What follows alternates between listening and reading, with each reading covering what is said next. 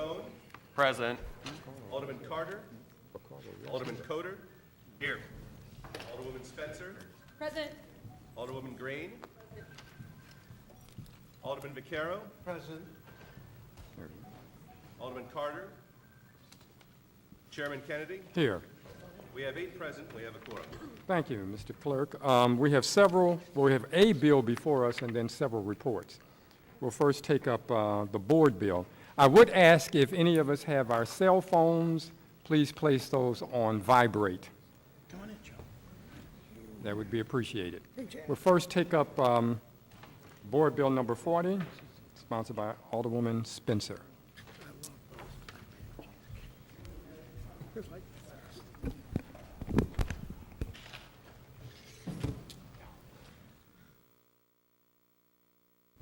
Thank you, Mr. Chairman, members of the committee. Before us, we have Board Bill number 40, a drug overdose prevention ordinance, also in other states and cities known as a Good Samaritan bill. And what this bill does is it grants immunity for drug-related charges in the event of a medical overdose situation, a medical emergency. And it is only pertaining to those who are in good faith experiencing a drug overdose or helping somebody who is experiencing an overdose. We know in the city of St. Louis we have nothing short of an opiate. We have a devastating situation before us. We are in a crisis. We had last year 133 people die from drug overdoses in the city of St. Louis alone. Overdoses are the #1 cause of accidental death for citizens of the United States aged 18 to 65. It is a very, very, very significant problem. We also know that at the time of a drug overdose, the vast majority of victims are with somebody else at that time, but they're almost always found alone in the time of their death. So there is a significant opportunity there to help somebody before they die. We also know that the reasons that folks state that they weren't willing to call 911 are for fear of drug-related charges. This really plays an important role in that decision to not make that medical emergency phone call.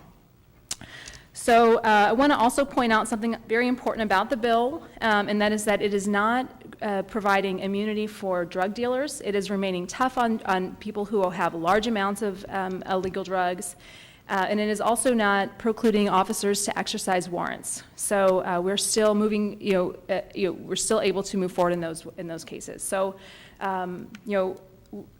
this is a bill that comes after the heels of passing our city's prescription drug database ordinance, which is an important step forward, moving Missouri out of the dark ages. We're the last remaining state that doesn't have a statewide prescription drug database. But we also recognize that that move, while it's very helpful and very necessary, may unfortunately result in folks switching over to illegal drugs and may actually increase the number of heroin overdoses. And so for that reason too, we're being very mindful and doing this in conjunction with that prescription drug monitoring database ordinance and providing at least a more encouraging way to get the word out that we are not going to be moving forward on small possession charges in the event of a medical emergency. In working through this, we've worked with, the Circuit Attorney Jennifer Joyce's office was instrumental in putting this together. Rachel Smith is here from Jennifer Joyce's office, who was instrumental in writing the bill, is very supportive of it. I've also been working with, Police Chief Sam Dotson, who's also been supportive of the bill, as well as the mayor's office, all recognizing that we really need to do something to address the heroin epidemic, but also the very real, death rate that we're seeing across the city. And so I guess with that, Mr. Chairman, if you don't mind, I'd like to invite up first Rachel Smith from the Circuit Attorney's Office, and then Chad Sabora, who has also, excuse me, I failed to mention Chad Sabora, who is here with us today from the Missouri Network of Opiate Reform and Recovery. He's opened up an outreach office in the 20th Ward on South Broadway. He's done so in a very mindful manner, becoming a part of the community, receiving letters of support from the neighborhood associations, which is quite remarkable in this line of work. And I'd like to recognize his efforts there, not only in the community serving the city, but also in helping craft this legislation today. Let's bring up Rachel at this.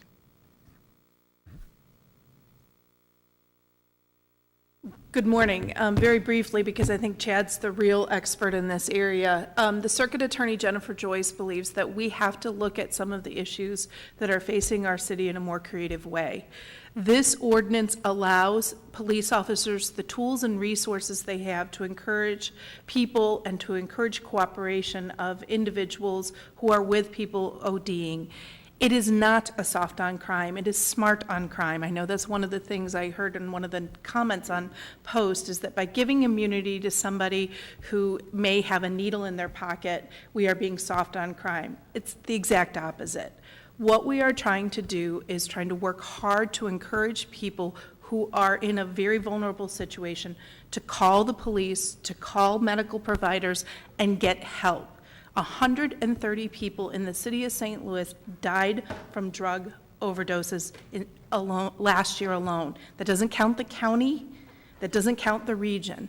That is on par with very close to the number of people who died from gunshot wounds. And so I would really encourage the committee to look at this from a big picture point of view. Our office proposed and worked when Alderwoman Spencer and Chad came to Jennifer. We proposed a solution that we already do with marijuana. When a police officer is doing a traffic stop and finds marijuana on someone, they have a choice. They can bring it to the circuit attorney, or they could take it to the city. There is an ordinance on the books that encourages them to take it to the city, and then there's a process within the city courts to handle those cases.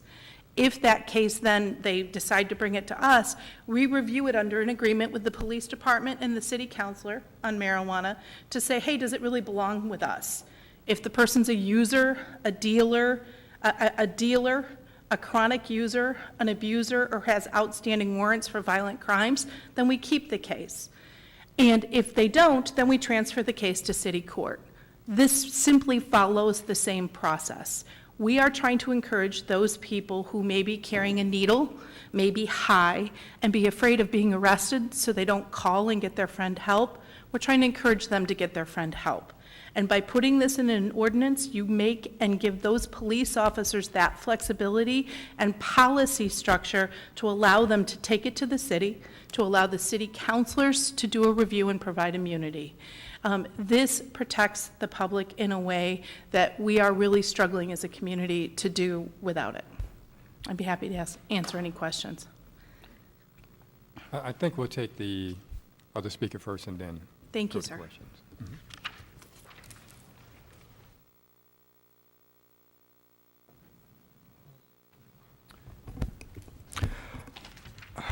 Okay, Chairman Cara, thank you for having me today. I have a unique perspective on this situation. Not only am I involved in drug policy reform all over the country as one of the experts, I'm a former prosecuting attorney from Chicago and also a recovering heroin addict. So I have lived on every side of the fence possible when it comes to United States drug policy, and I've seen the faults. And I've seen what happens as a direct result of this, which is classified in DSM-5 as substance use disorder, a medical condition, the only medical condition that has been placed in the criminal justice system. What we see from that is now what Alderman Spencer has stated, the #1 leading cause of death in the United States. More people die from overdoses and car accidents. One person every 13 minutes in this country is dying. 129 a day. We have to do something about that. We have to shift the focus of our drug policy. We always hear the phrases, help before handcuffs. We can't arrest our way out of the problem. Those are very catchy. But we have to do more than just say them, we have to put them into action. We've seen this 9/11 Good Samaritan law, as it's referred to, passed in, I think, 34 other states now. We've seen a reduction in death. I have been in situations in active addiction where bodies have been left, I won't lie. It's unconscionable, the things that we do.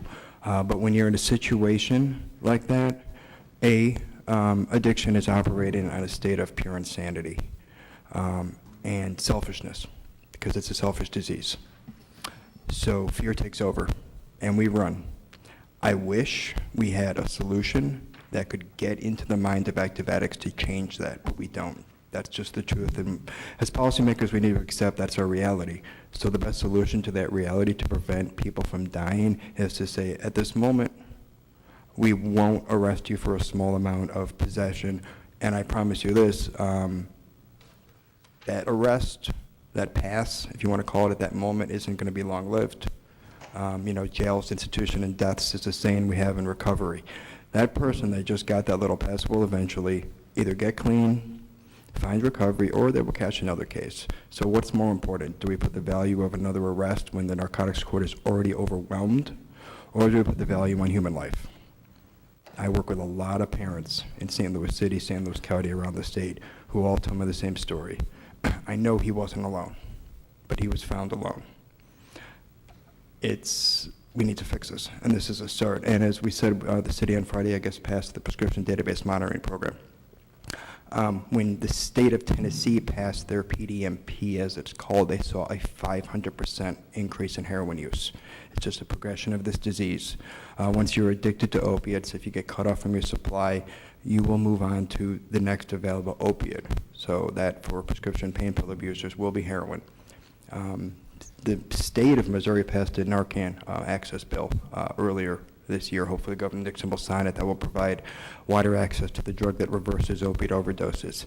This is basic triage for what we are going to see happen when PDMP takes effect and the prescription pain pills that we see throughout the Missouri is cut down and we're no longer the pill mill state. People will move to heroin. We know this. It's unintended negative consequences. We see it with everything in life. We must be prepared for it. These two things working together, a small immunity law plus access to Narcan, is the way to prepare for what is coming. And even if it wasn't coming, we would still be saving the lives out there that we're losing one every 13 minutes. If you have any questions, please ask. At this point, we can entertain questions from members of the committee of either one of the guest speakers today. We'll go by seniority. Alderman Bosley, did you have any questions at this point? Okay. Alderman French? I have asked the clerk to see if he can go print out these sections of section 11.60, which we would be offering immunity to. I think it's important that we read those in entirety. My question really, is starting with Rachel from the Circuit Attorney's Office. So I think we find ourselves in a situation again where we're trying to pass an ordinance to make up for the lack of action at the state level. But we can only offer immunity for city ordinances, right? Not state laws. And most of these harsh felonies are state violations, correct? Absolutely. And the circuit, that's one of the reasons when the Alderwoman reached out to Jennifer, she agreed to do what we do on the marijuana cases, which is if they come to us, then the person who is not a dealer, does not have a violent record, is not a problem, will get transferred from us over to city court. That's how we work around the holes in the state laws now, and that is the commitment of our organization to this issue. I also know, and was part of the conversations between the chief and Jennifer, this ordinance helps the chief get these cases into city court and gives preference to sending them to city court should there be an arrest. So between the two agencies, we are relying on this ordinance to give us a structure and an agreement that allows us to plug that state hole. Mm-hmm. Okay. All right, I'll save the rest of my questions for when we get the actual ordinances. Thank you. Alderman Vaccaro? Sorry. A couple statements. Congratulations on, how long have you been sober then? On June 9th, this year will be 5 years. Cool. And do you know, I guess, Rachel, do you know, have we passed something that, where the police officers can actually carry Narcan with them now? Actually, in 2013, we passed House Bill 2040, which allowed first responders to be able to carry Narcan. I'm working with the Assistant Director of the St. Louis City Crime Lab currently to arm St. Louis City police officers with Narcan. That's in process. This year, it was House Bill 1568, which will make third-party community distribution legal and over-the-counter access at the pharmacy, which I know Nixon's legislative team is reviewing all the bills right now. Okay, yeah, my son's a paramedic out in the county, and he talks about how, well, that Narcan is just like a miracle drug, so, anyway, congratulations. I think the bill is a good first step anyway, and, the sad part is I agree with you that they'll probably continue to keep running back to the drugs, but at least we give them that opportunity. I've had a couple of good friends that have died from heroin overdoses, and I've also seen them go off on the prescription medicine where not only just them, but their wife and anybody they can get to go to a doctor to get prescription painkillers, and when that runs out, and one of the guys that worked for me, he couldn't get the prescription stuff. He got heroin. He came all the way from actually in the middle of the state and did the heroin, but before he even got back home, he was dead in the car. And, so, and I get it from my youth where your friends are more like, well, they're not going to go to anybody, and they're going to be more like, be cool, you'll be all right. And maybe you won't, but I think it's a great bill.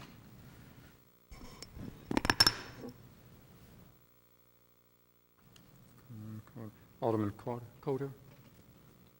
Thank you, Mr. Chairman. I guess this question is probably for Rachel, and do we have anyone from the police department here to talk about this? My question, Rachel, you mentioned how if the police arrest people, for whether it's a small possession charge stemming from someone calling 911 and they were to bring it to the circuit attorney's office, you guys will likely refuse the case or transfer it to city court. But isn't the whole purpose of this to stop, not even have that arrest to begin with? So are the police on board with, when they show up and someone's got one button of heroin, are they going to be arresting these people, or are they going to cut them loose and just focus on getting medical attention to the person who's suffering from an overdose?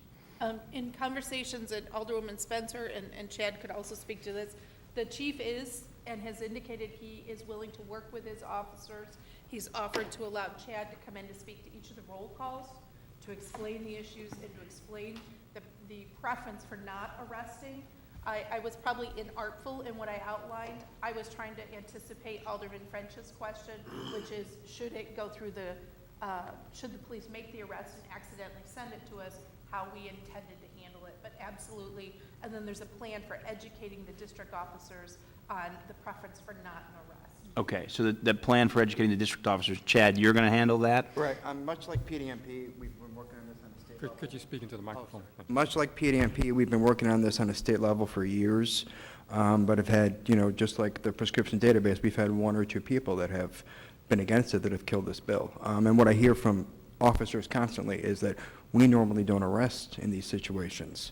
So my plea to the legislator was always, well, if you're not going to arrest, let's put it on the books. Because if I go into a trap house in North City where I go to pull kids out all the time and tell them, hey, good news, so-and-so in Jeff City said you're not getting arrested. We put it on the books, and then I can get the message out there. Mm-hmm. And then also, we will be working on the education of the officers and hopefully putting together through my staff a community outreach team. So if it happens where there's an overdose, officers rise. Somebody from the community organization can be reached to speak with the person struggling with addiction to hopefully encourage them to enter treatment at that point. So it actually is also going to create an access point for us to have a conversation about detox, rehab, and getting through the drugs. So this is really going to open up more opportunities for the people out there struggling than just running. Okay, thank you. Follow up, I guess. So in the instance where maybe sometimes these cases get referred to city municipal court and do wind up getting charged, in the municipal courts, do they have access to the treatment courts at the state level, or is there, I mean, what sort of treatment options are available if you're charged with a drug-related offense in municipal court? You know, I can't answer that question. I know they applied for and received some funding for treatment court. I don't know whether they implemented it. That's something I can absolutely look into and get to the Alderwoman and back to the committee. Okay, because I mean, I do think, you know, that is one, sometimes we find ourselves in situations where folks wind up getting charged at a state level with small possession cases because there's simply nowhere else to go. At least if they're charged, maybe they can get into the drug treatment courts and get some help. Drug court is difficult to get into sometimes because you have your rant surveys to answer, and if you don't qualify. Right. And, you know, part of the work I do in my not-for-profit is we put people into treatment. So I probably put 20 to 50 kids into treatment a month. Okay. With or without insurance. So this, again, like I said, access. Can you get treatment through the criminal justice system? Yes. Is there better treatment out there? Probably, especially if you can't qualify for a program like drug court, which many don't qualify for. So, yeah, this isn't perfect. There's going to be some technicalities to flush through as this goes through, and hopefully we can fix those out and get more people the help they need. Okay, well, great. Thank you very much, everybody, for the work you're doing on this. Alderwoman Green? Don't think I have any questions at this time. I just wanted to thank you for doing this. I know we had a couple meetings too with in the mayor's office and talking about this issue. You know, I lost a friend, one of my best childhood friends, to heroin about 13 years ago now, and so this, you know, this really speaks to me, and I hope that as we you know, we go forward, we look at other ways to not criminalize addiction, and really recognize it for the medical issue that it is, and keep people out of the criminal justice system. So thank you. Alderman French. The clerk has printed out this chapter here, and so I think is it being distributed? It's already. Okay. All right, so the follow-up, couple things. So in the description that you gave earlier, Rachel, you said that if someone is arrested, or if an overdose occurs and the police are called, that case would not go to you, and if it does mistakenly go to you, you would defer it back to city courts. But under this bill, it would never go to city courts because nothing was illegal. Am I reading this right? Because this actually offers immunity.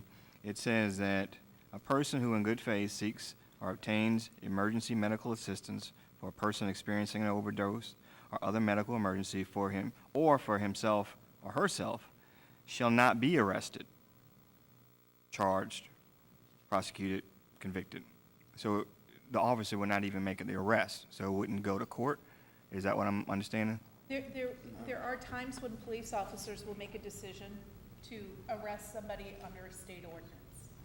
And so, a state statute, I apologize. Okay.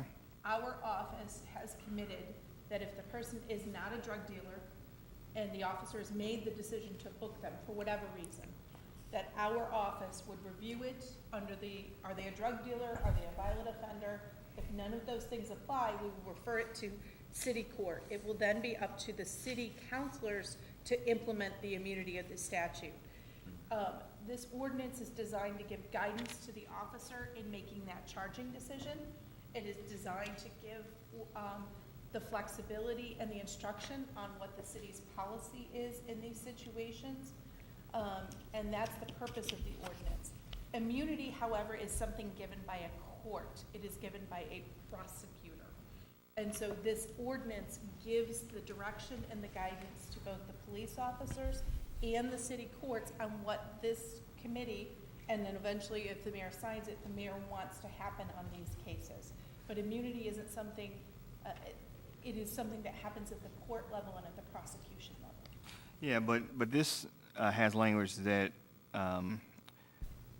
that determines what happens before it gets to the courts, which is to specifically say that that person shall not be arrested. The word "shall" is your key word there. When the legislation was originally written, it said "will not be arrested." Chief Dodson had us change the language to "shall" because "shall" can be subjective. So that might leave a little bit of leeway if something happens. Will is objective. Dodson specifically had that language changed because he said there would be leeway with that word. Mr. Clerk, what's your feeling about shall? As I've said before, I don't think it's the proper forum to give legal advice or opinion, All right. but I'd be happy to have a conversation with you all. Okay. Yeah, I don't interpret it that like you do. I think Okay. shall gives direct instruction to city officers. But what it can't do is tell them what to do on a state ordinance. Okay. And so, So again, it's only on the city level, right? So on the state level, they can arrest. Okay, so then what are we doing here? what we're doing is stating a public policy and a preference of conduct for the officers in the street on how they treat drug addicts.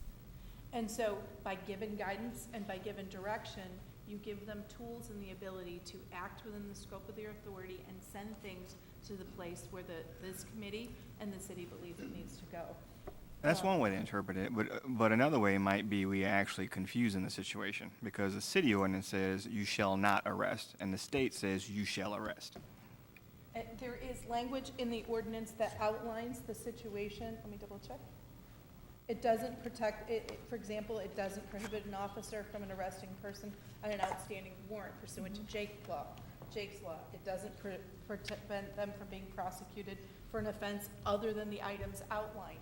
What it does is it provides guidance to the officer on what to do with those addicts who are with someone who's ODing, who have in their pocket a needle or a button or two of heroin.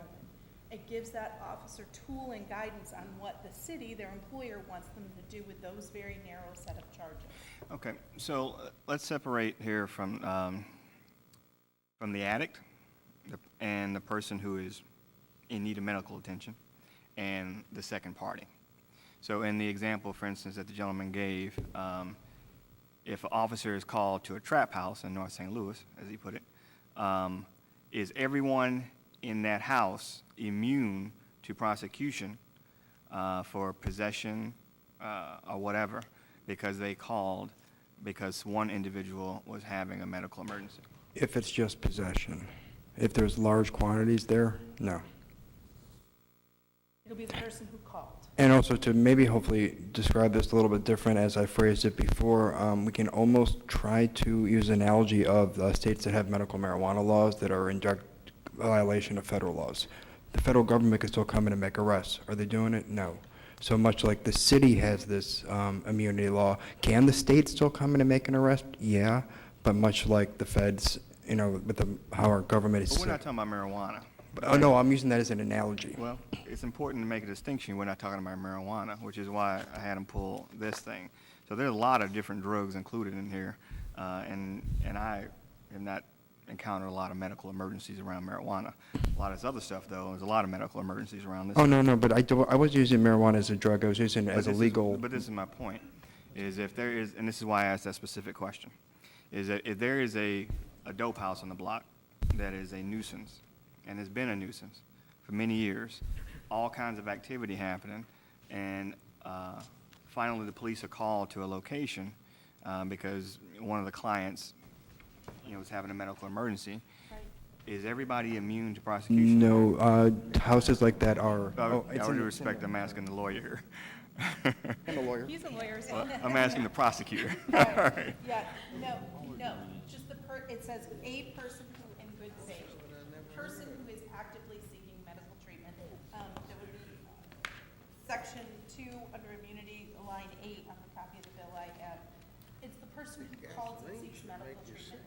Not everybody in the drug house gets a pass. It's the person who's getting the victim help. And it specifically provides exemptions for possession, control, and distribution in places that are nuisance. It provides exemptions, meaning the people who are running the drug house, who are dealing, who have the nurses aren't calling don't get immune. This isn't a pass for everybody who happens to be there. It's for the person who takes that step forward, takes that action to try to keep the the overdose from happening. Or those people, there may be more than one, who are acting in good faith. But in the situation that you outlined. Okay, wait a minute, so you guys have said contradictory things. So you say it's one, you say it could be a Well, group. if there's two people, for example, making a phone call and actually assisting in the medical emergency, I think that would be at the discretion of the officer. But in this. Well, back to the example of the dope house. If it's 10 people in the house, one person is having a medical emergency, everybody's freaking out, Yeah. they call. I'm sure it's one person on the phone, but they as a group make a decision to call. Are they all immune? They're probably not going to be there by the time that medical emergency staff arrive. But if they are, I think that there is some level of discretion for the police officers. In the case where you describe where you have a drug house, typically, you're not just going to find a single button or, small amounts on individuals. There is going to be a large amount of drugs in that house, illegal firearms, all kinds of situations. Those are not going to be, you're not going to be immune from charging people for large amounts of drugs, warrants, and other things. Typically, those nuisance houses, when they actually do go in, the charges are quite long. It's not a single button of heroin that is being found in a drug house. So I think, in those cases, we'll still be able to move forward appropriately to shut down those serious drug dealing situations. Okay. That was the feeling of Police Chief Dotson, that he would still have the authority and the tools he needed to appropriately address serious drug house situations. Okay. Moving on, so one section mentioned here that we would offer immunity for is section 11.60.010. No person under the age of 18 years old shall have in his control, custody, and possession any glue, cement, typewriter, correction fluid, et cetera, which can cause a condition similar to alcoholic or narcotic intoxication, blah, blah, blah, inhalants and things like that. And there's a whole list of such chemicals. So that one specifically deals with people under the age of 18. So in this ordinance, will we be offering immunity to kids? And if there is, and we are preventing officers from arresting or what have you, are parents notified? Well, first of all, kids who are in possession, so let me understand your question. So this is a kid who is under the age of 17, who is seeking medical treatment for a friend who is overdosing, correct? And then they are found in possession of one of those other items. That case goes to the juvenile court. It is providing guidance to the officer not to arrest them. That doesn't control whether there's a referral to juvenile court. Okay. Or a phone call to the parents. Right, that's a different issue. This is about the arrest being a barrier to seeking help to someone. Juveniles are handled differently. Those referrals happen all the time, and that's a different process. Okay, so now, Those cases never go to the city anyway. The city courts don't have jurisdiction over them. city courts don't have jurisdiction, but this is a city ordinance that makes it illegal for someone under 18 to have possession of these chemicals. Okay, so there's a third jurisdiction then. There's this normal state, there's city, and then there is juvenile. Correct. Okay. So if we pass this, and I try to explain to somebody what will happen under these circumstances, all I can say is what? We don't really know, because we got 3 different sets of rules here, and it kind of depends on the officer who shows up. But that exists now. We got one set of rules right now, which is it's illegal and they can be arrested. No, the police officers have the discretion right now to arrest and send it anywhere. They already have that power and that authority. And candidly, this this ordinance gives them guidance on what their employer, what the city wants them to do with these. Yeah, but the difference, I think, is that the three different directions the officer decides, currently, all three of them, it's illegal, and they should be arrested. I mean, that's like the guidance right now from all three. Now we're changing one. Correct. Okay. So it still will be up to the officer to decide which way to go. Exactly. And that's where the training, that's where the guidance, the information, the outreach, and then the commitment of the policies of the police and the circuit attorney to helping back this ordinance up is so important. This is a, So what happens when we get a new chief and a new circuit attorney? we can, if there's an MOU entered or a memorandum of understanding, I would anticipate a new chief or a new circuit attorney went on. However, they don't have to, but I think we can, as organizations and as prosecutors or police officers, say, you know, we need to wait and see what happens, or we can say, you know what, this is a crisis we're dealing with now. We will try to build an infrastructure and a system and help implement a policy that's designed to save lives, and then encourage the people coming in the future to do the same. This is not a situation where you have people dying where we should sit and wait. And I will also use this and the city's act on Friday of passing the PDMP bill as fuel when I go to Jeff City come January next year again, to push for the state legislation to get passed. I told them last year I would piecemeal this whole state together if I had to. I mean, So, ultimately, that's where it's got to be decided in the state. And so, you know, if the state acts, you've got one set of rules, and that's the rules. that's the end goal here. But unfortunately, with the few individuals that I've had to deal with in Jefferson City, we have been put in this position where this is my course of action. But if, I know St. Louis County is talking about a similar bill in St. Charles, and I'll work the whole state all summer, and then I'm going to show up in Jefferson City next January and explain to them how fiscally irresponsible they're being and exactly how they're not honoring, you know, the wants of their state. And hopefully, the state will just finally step up and get these laws passed. Okay. And I don't want you to think, so one, it is dangerous, I think, when we pass laws down here to suggest that anything is better than nothing. We quite often realize a couple of years after the fact that that's not the case, that sometimes we made it Yeah. worse through unintended consequences. So I think it's important for us to really examine what we're doing.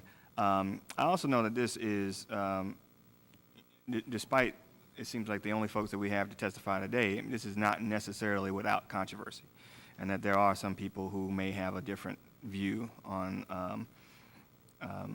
lightening or offering immunity in these cases. So I'd like to hear from some of those folks too, but that's all my questions today. Are there any questions from members of the committee? If not, Alderwoman.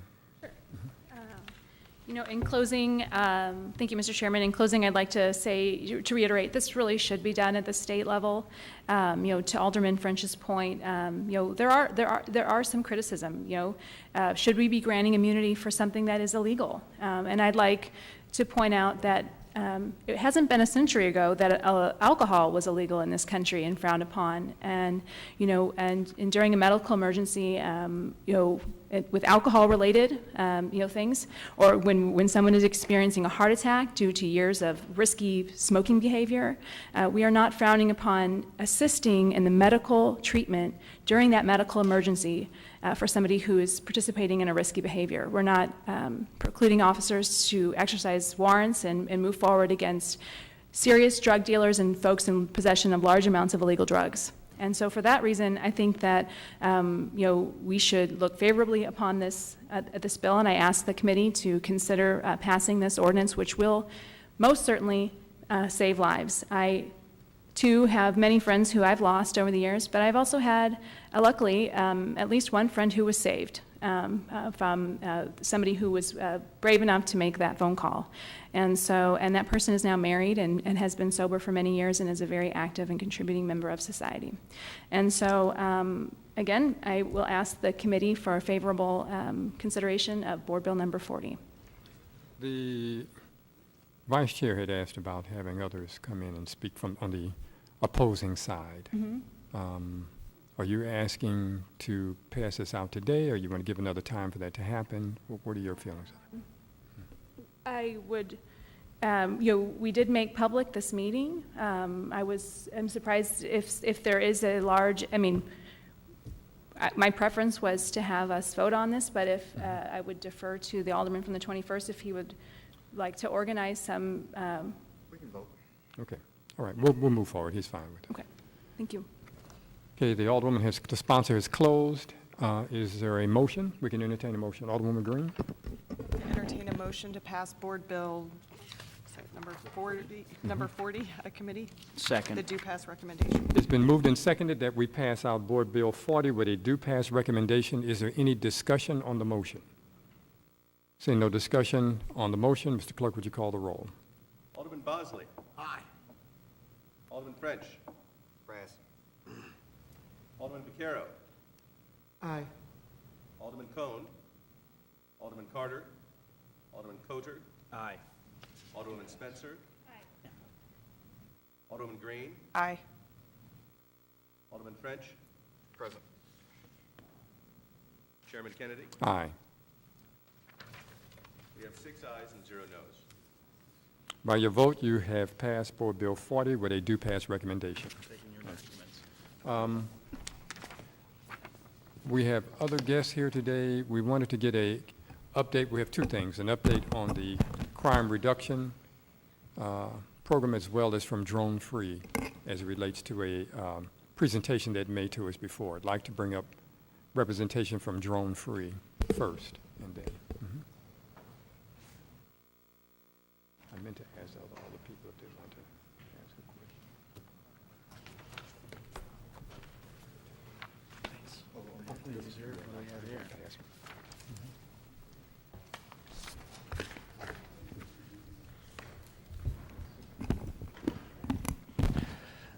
Hello, my name's John Chasnoff. I'm with Drone Free St. Louis, and there are 2 of us here today to give you an update on a presentation we made a couple months ago around body cameras.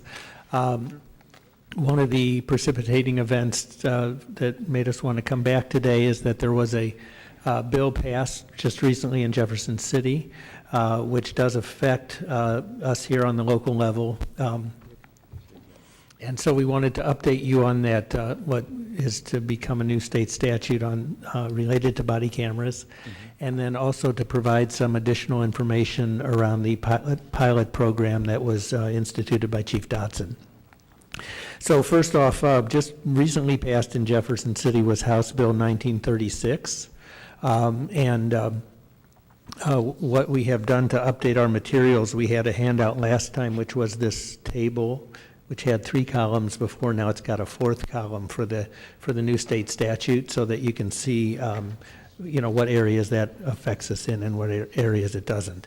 But what this new House Bill 1936 did was it functions mostly around the Sunshine Law. So there are big areas of body camera policy that are not addressed in House Bill 1936, but they did want to address the open records law around body cameras. So, and the bill applies both to body cameras and to mobile cameras in cars.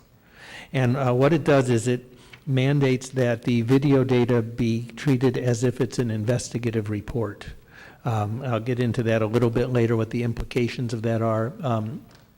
The controversy has been around whether or not you consider these records incident reports, which would make them more open, or investigative reports, which does close them for a time period.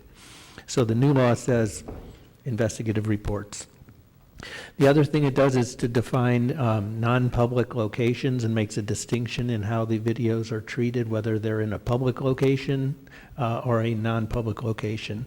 And it defines non-public locations as any place where someone would have a reasonable expectation of privacy, and then gives some examples. It says such as, but not limited to, dwellings, schools, and hospitals.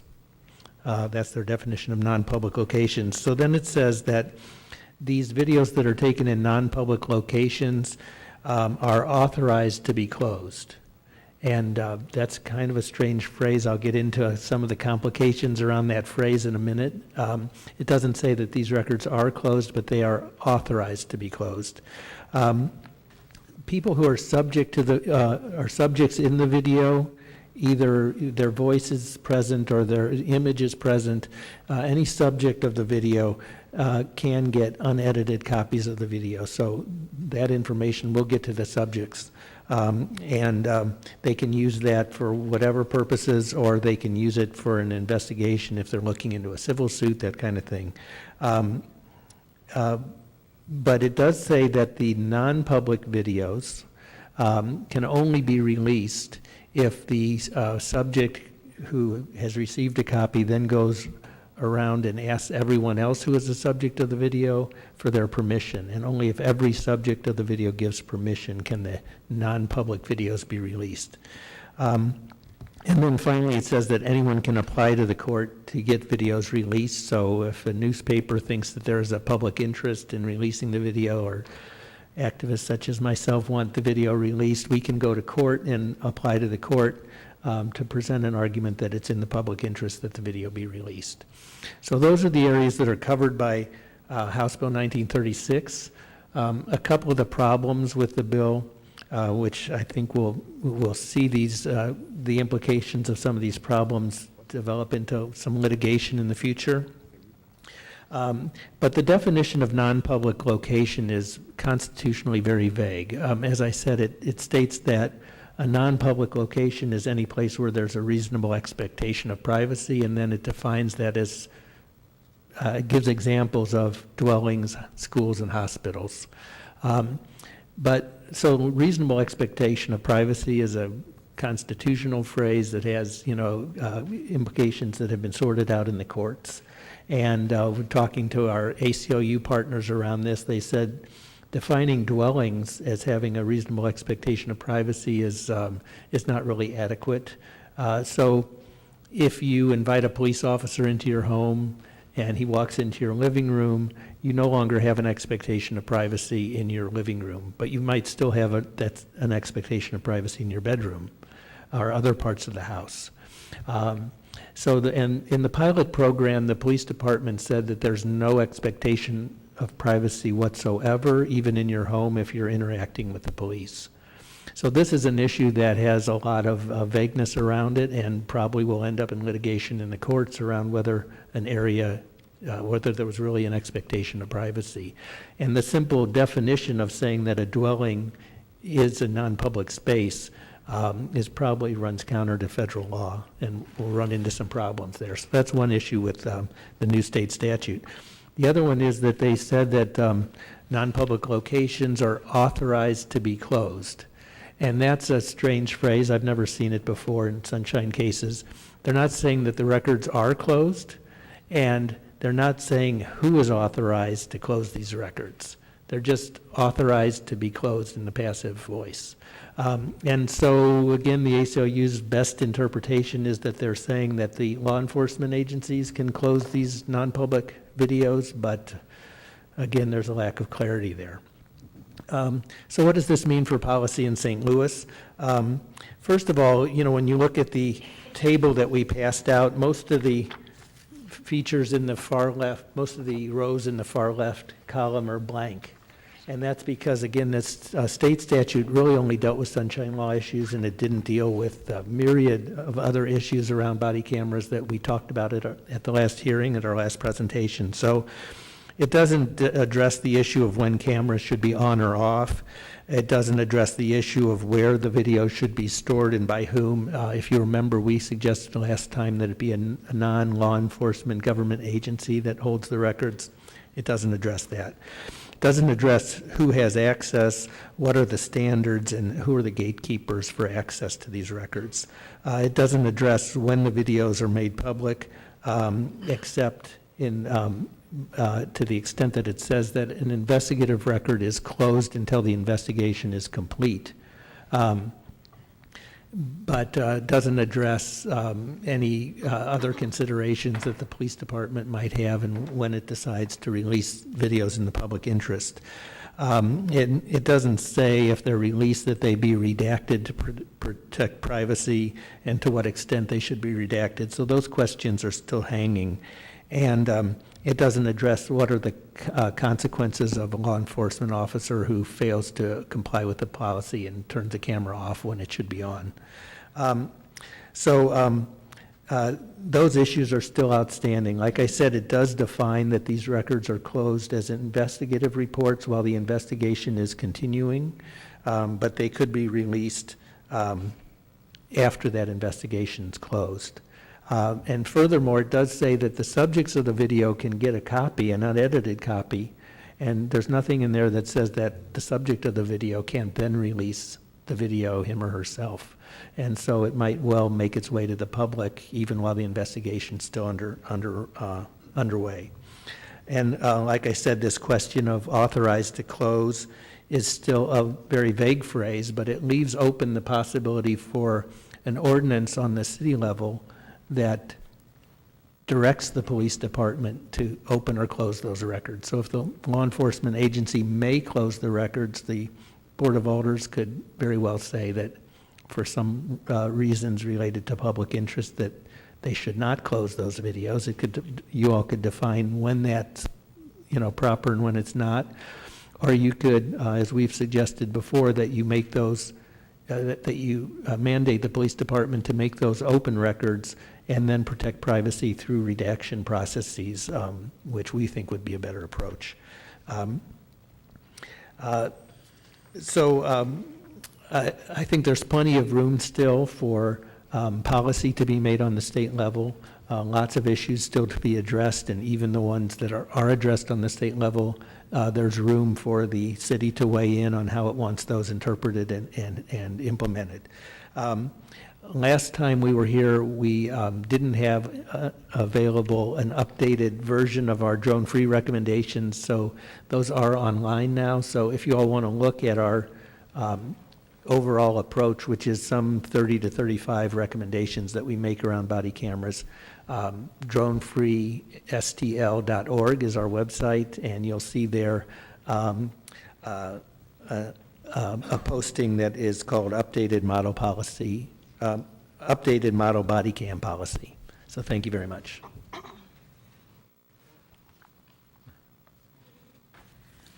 Good morning. My name is Kayla Reed. I am a member of Drone Free and the Organization for Black Struggle. So it's been a couple months since we've been here, so you got 2 pages from me outside of the table. One is just a 1-pager. The second is a survey that we were given from the second half of the pilot program. When Chief Dotson was here the first time, he gave a few remarks from the first half, and this is kind of a summation report of where the officers, how they felt on their survey, so their overall numbers, and then some actual responses written by the officers. So some of our concerns with the body camera pilot program in St. Louis is that, again, it was completed by sergeants, which limits the footage and the data gathered from the surveys because sergeants have less interactions with civilians than patrol officers.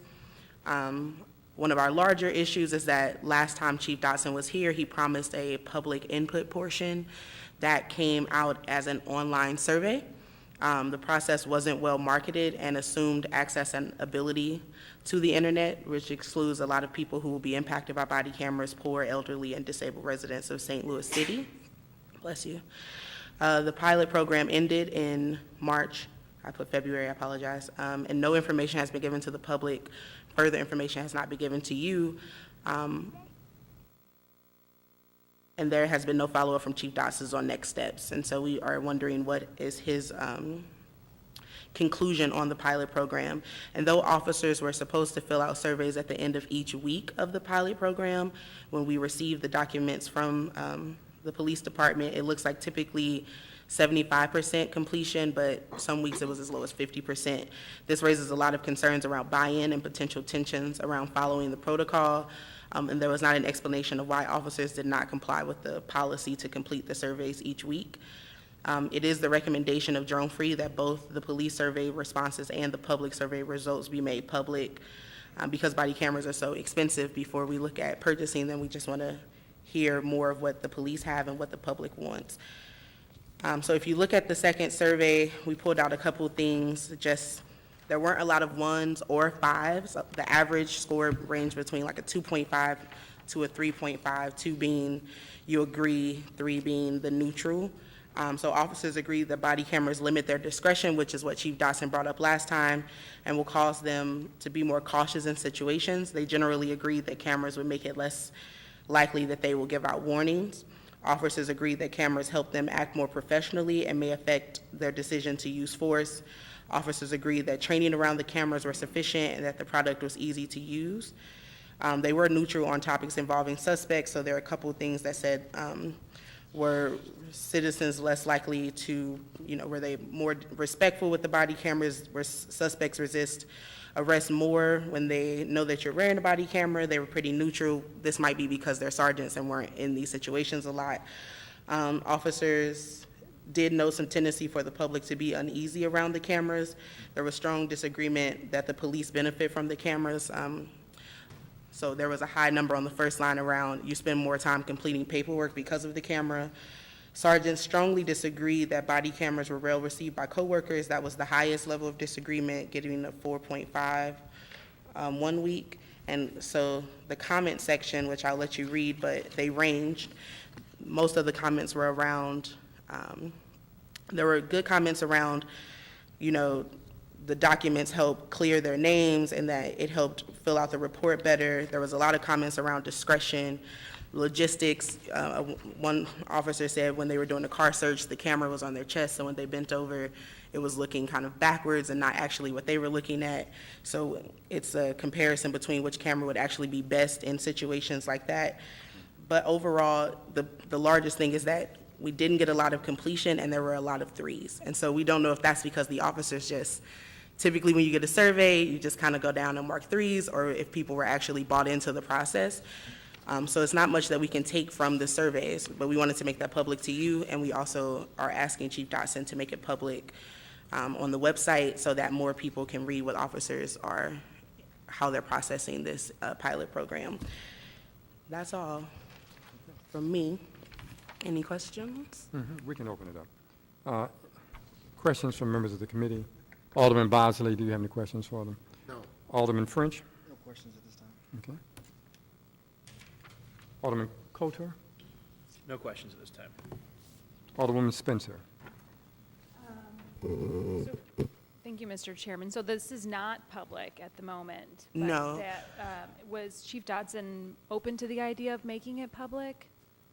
You said you spoke to him about it? So, no, we didn't speak. So I did not speak to him. Did you speak? So the first time we came, we had to do a sunshine request, and we got the first half of the pilot program results. And then when he was here, he agreed to give us the second half without a sunshine request. So we have these documents.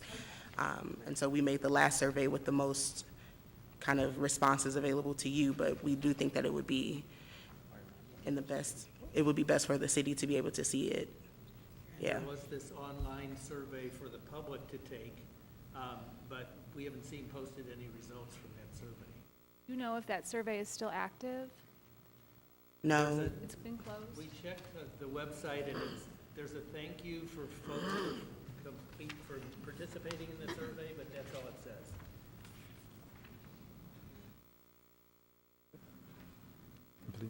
Complete. Alderwoman Green?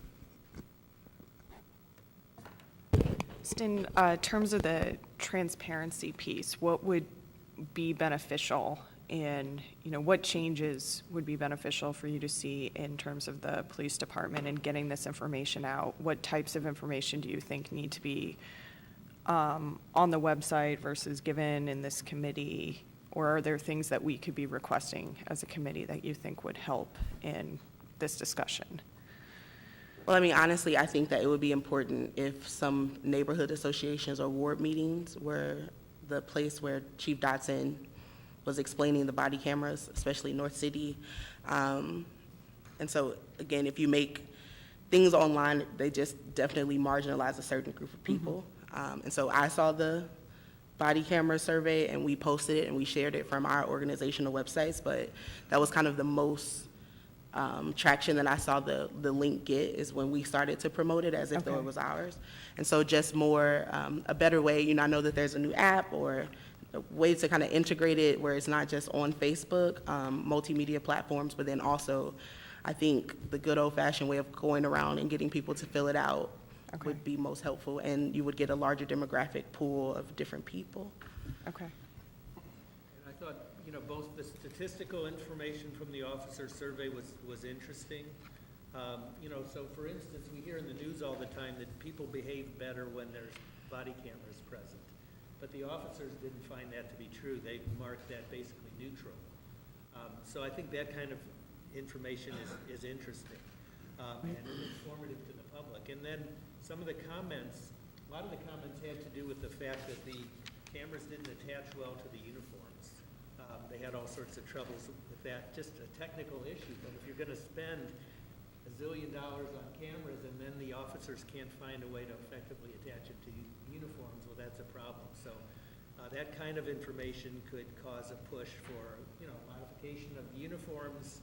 You know, there's a special clip to buy, something, so, you know, something very simple that could end up making this $1 million expense investment useful. And in terms of the questions that were asked on the survey that the police department had the officers who participated fill out, do you feel like there were questions that were missing or information that you would have liked to have seen collected that wasn't collected, that maybe we need to look at for the future? Well, we just printed the survey, so we got a folder of a lot more information around how many hours each officer had recorded. And so I think they covered a large range of topics from interaction with people to logistics to filing the actual report. So the questions are good. It's just when your completion rate is 50% some weeks, it brings me to ask, well, why aren't these sergeants filling out the paperwork? Because if it's a pilot program and we don't have all the information, then it was kind of a waste of time. Right. So that is my largest concern, that some weeks we had pretty low completion rates from sergeants. And since there was a direct policy around it, is this going to kind of be the trend if we do bring in body cameras as a permanent thing? So. Okay. Thank you. No further questions. There's no other questions from members of the committee. Did you have something over there, Alderman? Thank you, Mr. Chairman. Yeah, I had a question as far as like the summary of the survey. If there was an executive summary, what would it read like? Some kind of narrative that kind of sums up, because some interesting survey results. So I was just wondering if there was a narrative somewhere or a story that tied all this stuff together that was like easy to read. If that's available, or no, there's not been, which is one of our concerns is that Chief Dotson has not released kind of a summation report of the pilot program yet. And so we've looked through the documents and kind of came up with this theory and chose this one survey to use as an example. But we would like to see a presentation from him over the entire program and what he felt were pluses and deltas, as we say. And I do think the comments need to be looked at and analyzed more, because some of them just say, oh, the cameras were fun to watch. And some of them say it was difficult to adjust and record properly, that they turned on randomly when I didn't want them to. So what happens to that footage? And I think we are looking for him to kind of come out with a response around it, but it doesn't exist yet. Right. I mean, that's where I'm going. That would really help me kind of interpret, you know, exactly what I'm reading, because it's kind of all over the place. Some good stuff here and some not so good stuff there, and there's a lot of good questions, but there's no real narrative or executive summary that kind of sums it up. Now, did you get this information from Chief Dotson's office, the survey results? Okay, and there was only 18 is what I counted, is that right?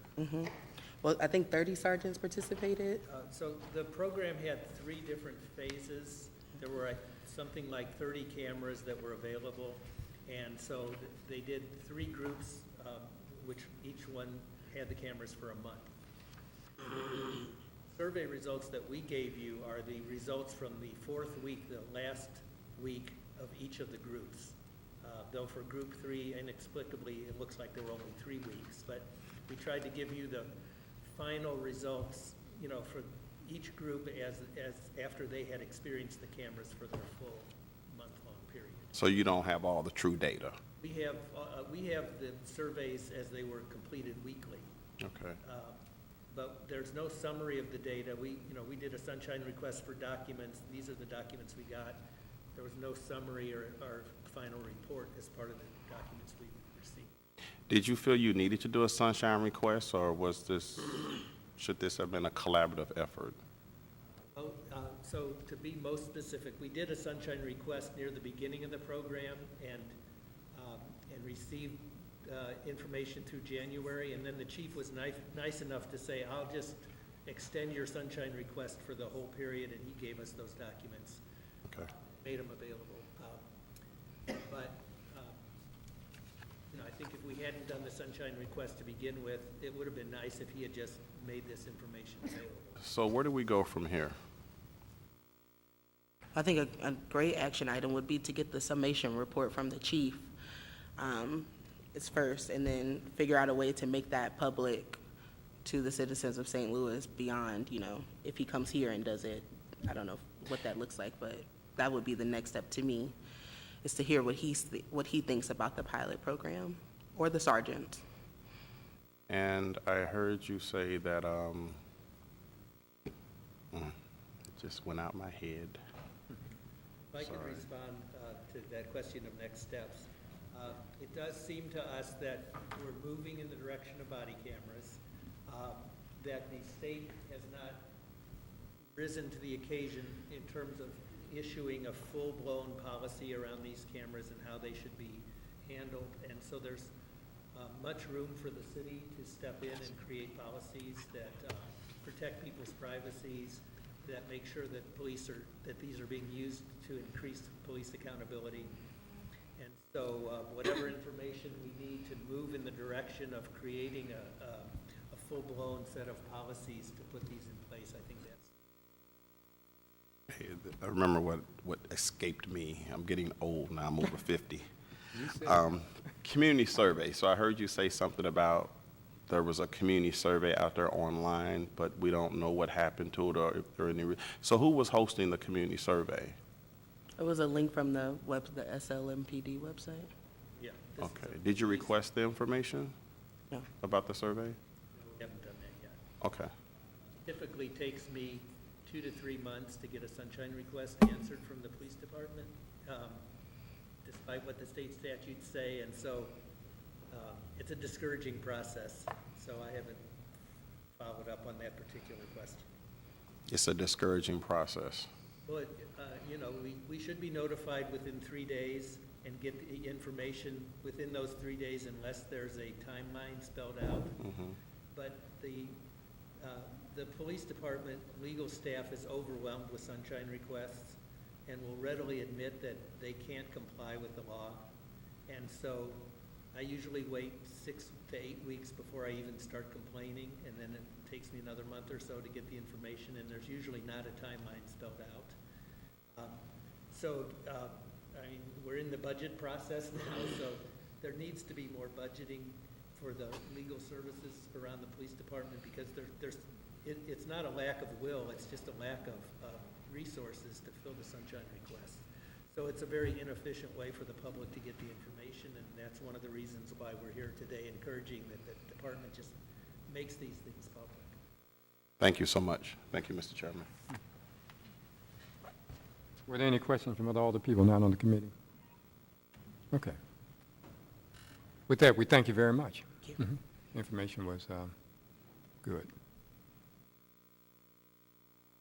We'll next have an update on the Comprehensive City Crime Reduction Program.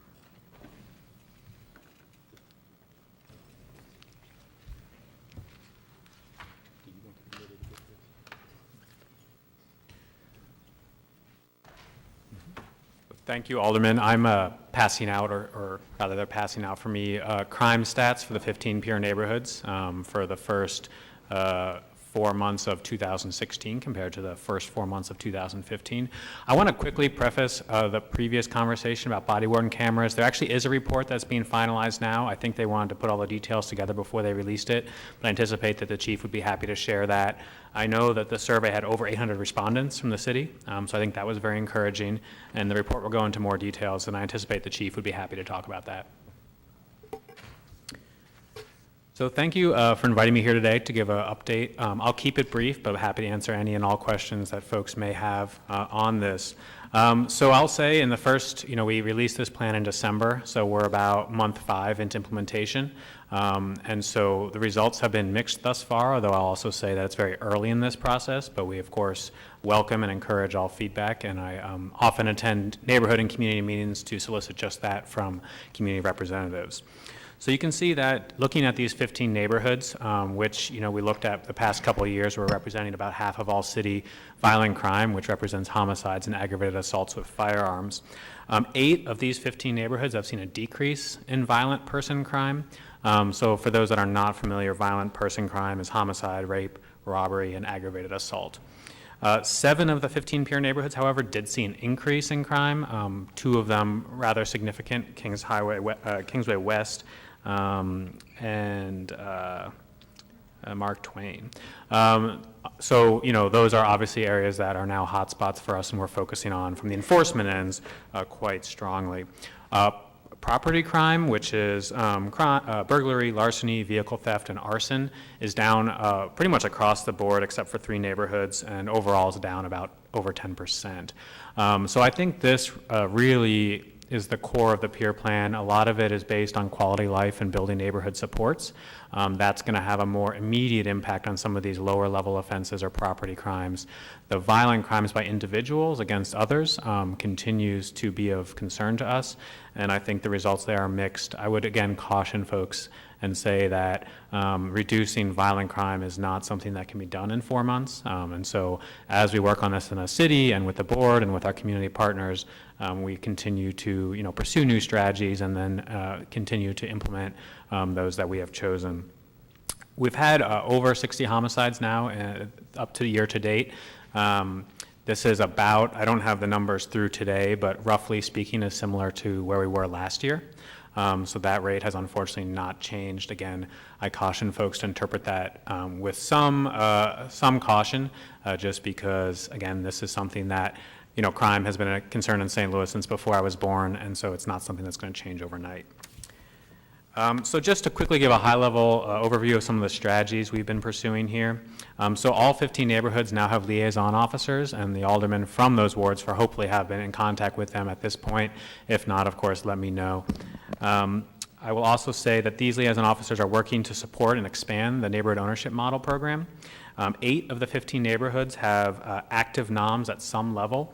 And then 7 do not. So we're working with those 8 neighborhoods to make sure that they're expanded, supported, and implementing the strategies from the neighborhood ownership model that community most trusts and believes in and think is effective. At the same time, I recognize that 7 neighborhoods we've really struggled to build neighborhood ownership models in, and again, continue to look to our neighborhood partners, aldermen and others, to help support those efforts.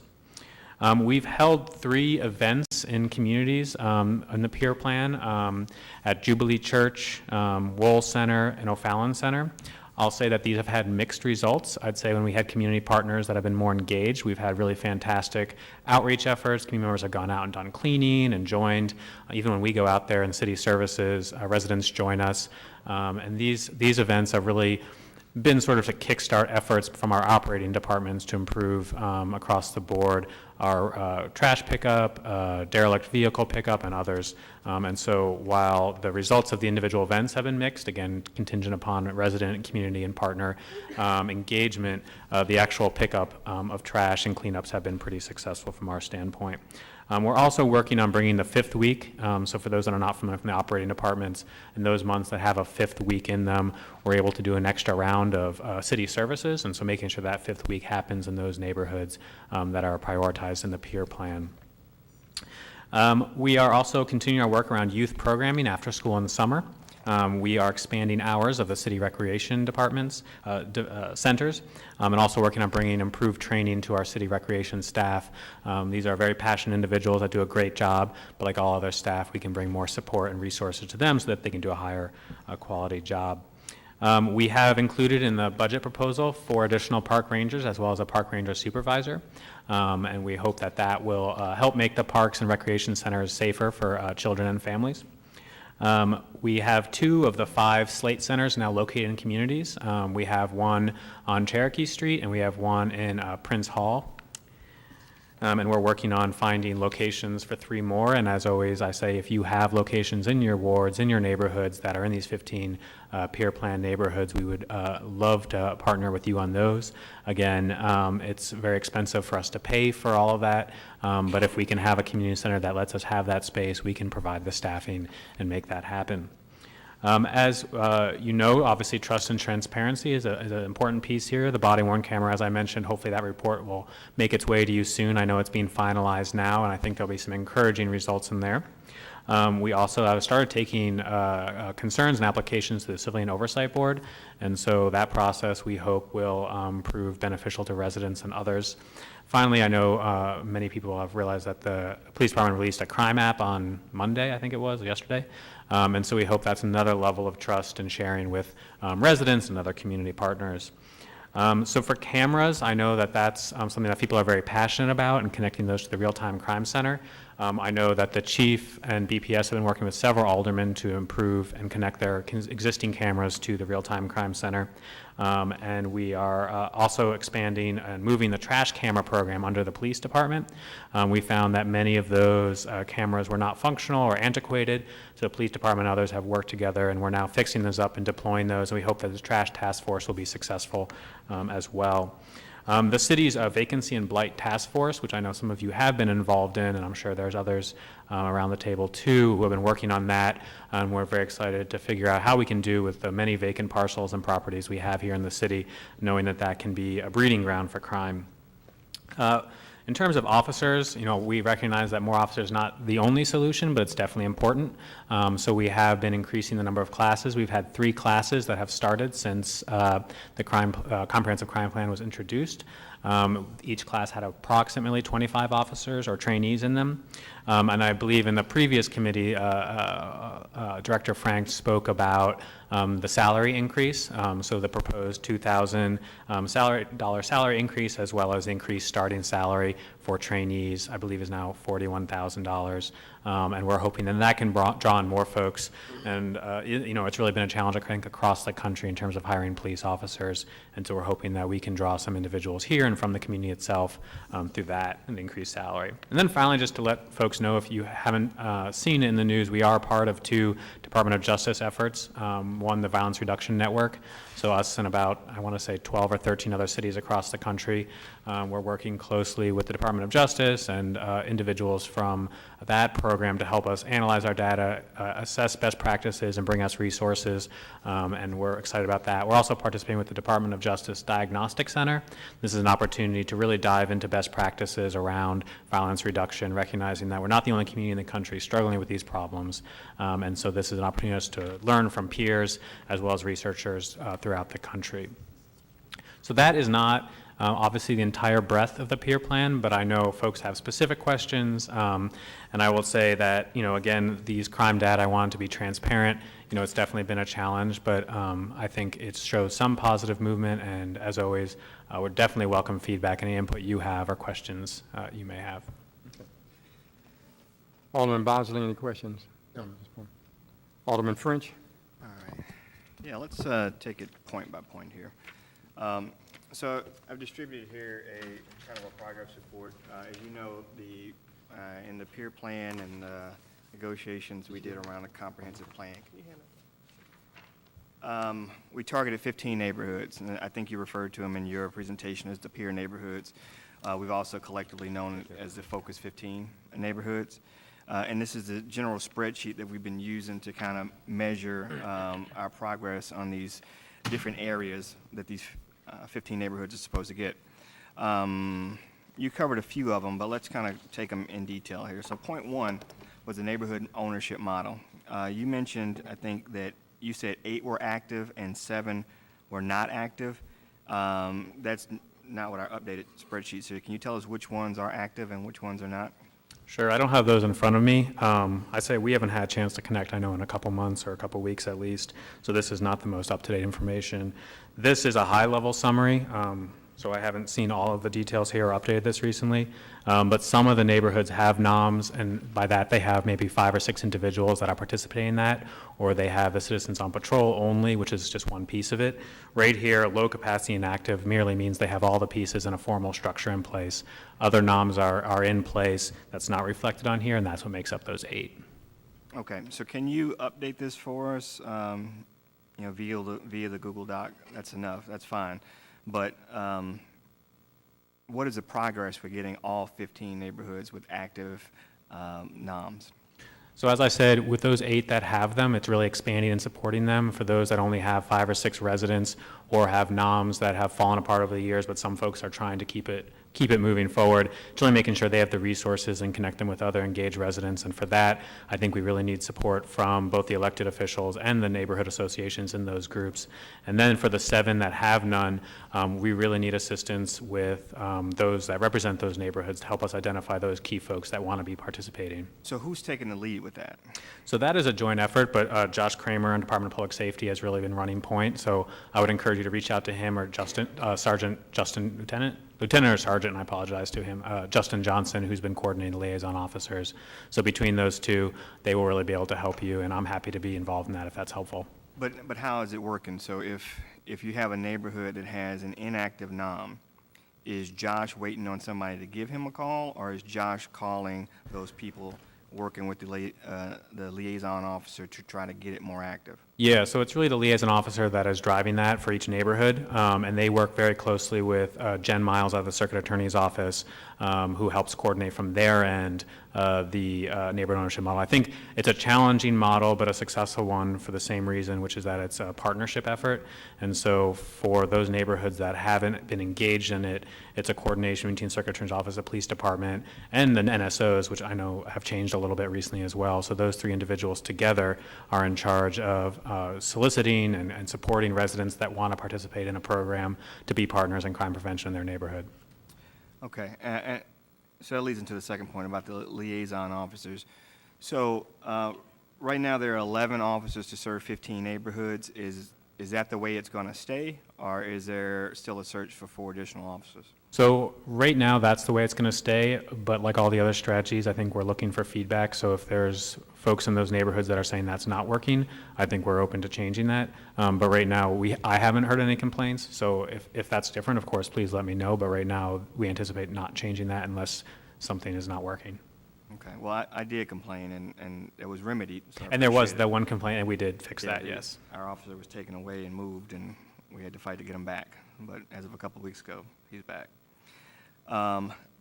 Point 3, the coordinated cleanup efforts. So a couple things. Number 1, we had a streets committee hearing a few days ago. I think it was streets, or maybe it was Ways and Means.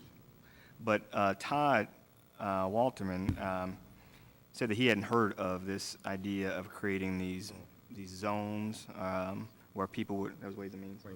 Yeah, on Ways and Means, where what we had talked about was forestry would set up basically crews that would be responsible for keeping those areas, especially those neighborhoods with high rates of vacancy, high rates of city-owned property, that there would be crews similar to how we do the parks, where there's a crew assigned to this park, that crew is responsible for that park. They just don't come once a month. Whenever there's a need, they are responsible for taking care of it. Are you still moving forward with that, or have you reserved yourself to these kind of once a month or once a quarter neighborhood cleanup things? Because I'll tell you, those things don't work. Like, you clean it up for a day, and 2 days later, it's all messed up again. Sure. No, I think that's a good point. I would agree with part of that in that events are not a solution to long-standing problems. I would say that residents do need to see departments out in force from time to time, so it's more to support them. But the brunt of this is, and I think I talked a little bit about this 5th week during operating budgets, but the idea that these 15 neighborhoods, whenever we have extra time or extra resources, go in to do extra cuts, extra refuse pickup.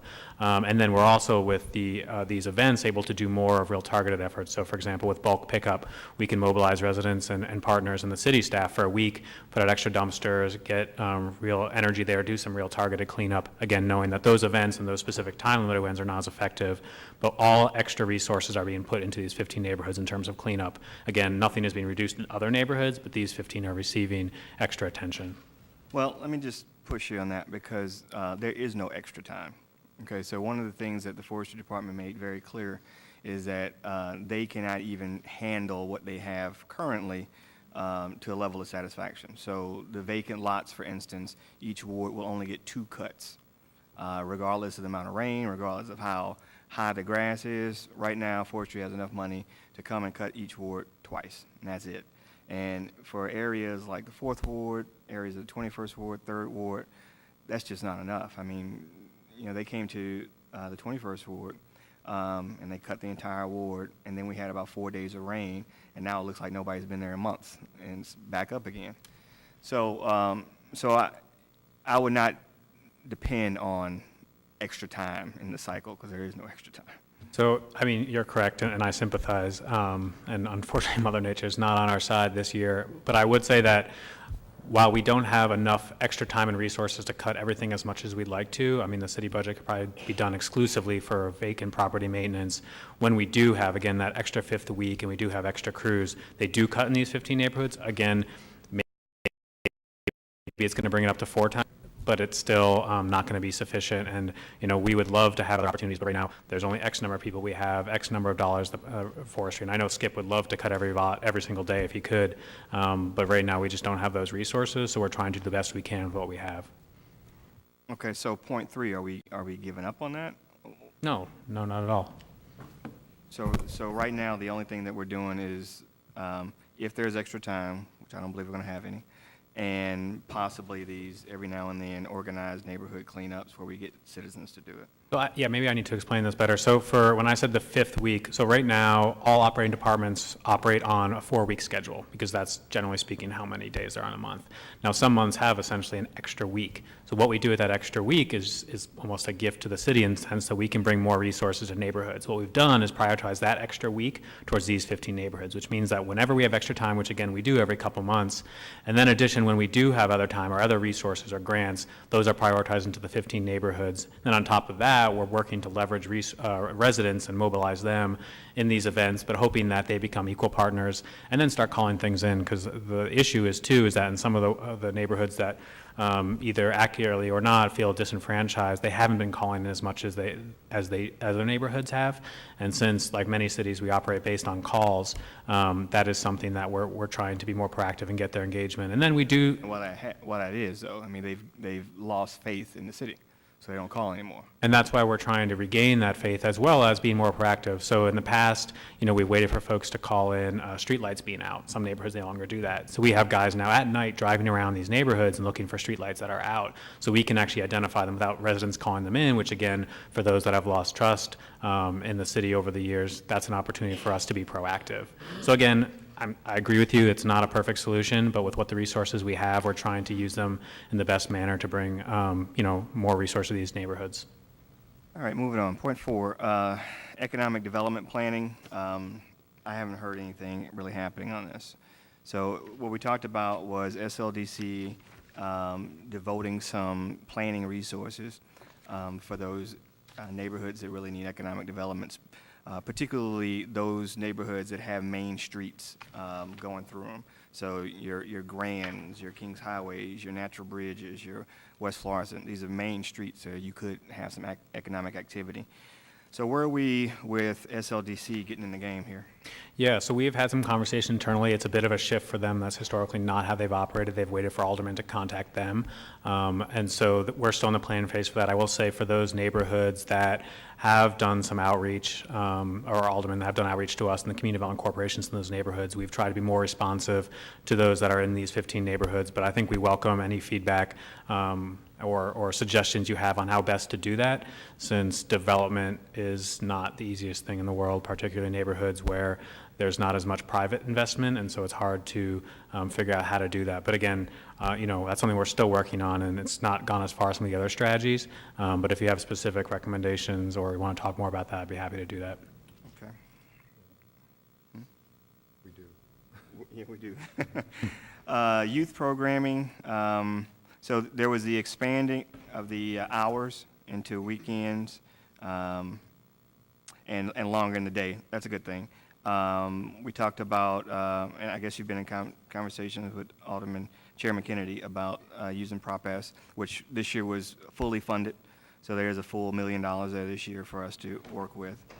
And so the goal, I guess the plan is to use that money to kind of jumpstart some initiatives that would start in the next fiscal year. So yes, and obviously Prop S funding is not the mayor's office. We do not. That's our dollars. That's for this committee to choose. I know we've had some real initial conversations. We haven't had a chance to reconnect since then about how we can support you all in that, or if there's ways to allocate city resources to support that. So I think that's still very early in that process with the Prop S funding. I think we'd be very open to sort of what I would call impact investing, so using those dollars for the best impact in these neighborhoods. For me, obviously, young people is kind of the focus, particularly when you talk about crime and after education. And so I think this is a great opportunity to leverage some of our public dollars with some private dollars and have some real impact in some of these neighborhoods. That's, again, an early conversation, and I probably owe everyone here emails and follow up on that. But that's still on the radar. And then, again, this training for staff. We've been in contract. We've been talking with folks about putting out an RFP potentially through the Recreation Division for some trainers to come in and teach our staff about how best interact with young people in productive fashions. These are young people who have had a lot of trauma in their lives. These are folks that have had maybe the only safe place they have is a recreation center. We want to make sure it's productive. Opportunities for mentoring, opportunities for education and tutoring. I know obviously you do some of that in the North Campus, and I applaud you for that, and thinking about using the recreation in similar ways. Okay. Park rangers, 4 in the new budget, is that right? 4 and then a supervisor. So 5, okay, 4 and a supervisor. So that will be in the next budget starts in July 1. Is that when the hiring process will start, or is the hiring process started before that?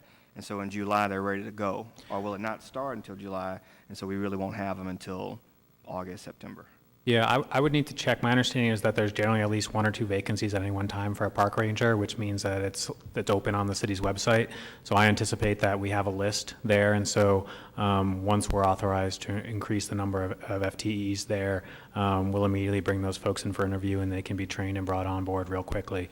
I don't think it'll happen July 2nd, but I anticipate it happening and them being out in the field in the summer at some point. And so we're relying on the new ones coming in, the new hires and the new budget. Is there any attempt to redistribute the current ones? So right now, the park rangers are distributed based on crime reports. That's not exactly true. If that was true, Forest Park would have the highest rate of crime in the city. Well, Forest Park has their own funding as well that I unfortunately don't have access to. So park rangers are funded out of city money. Yes. General revenue. Yes. So most of the park rangers right now are in Forest Park, though.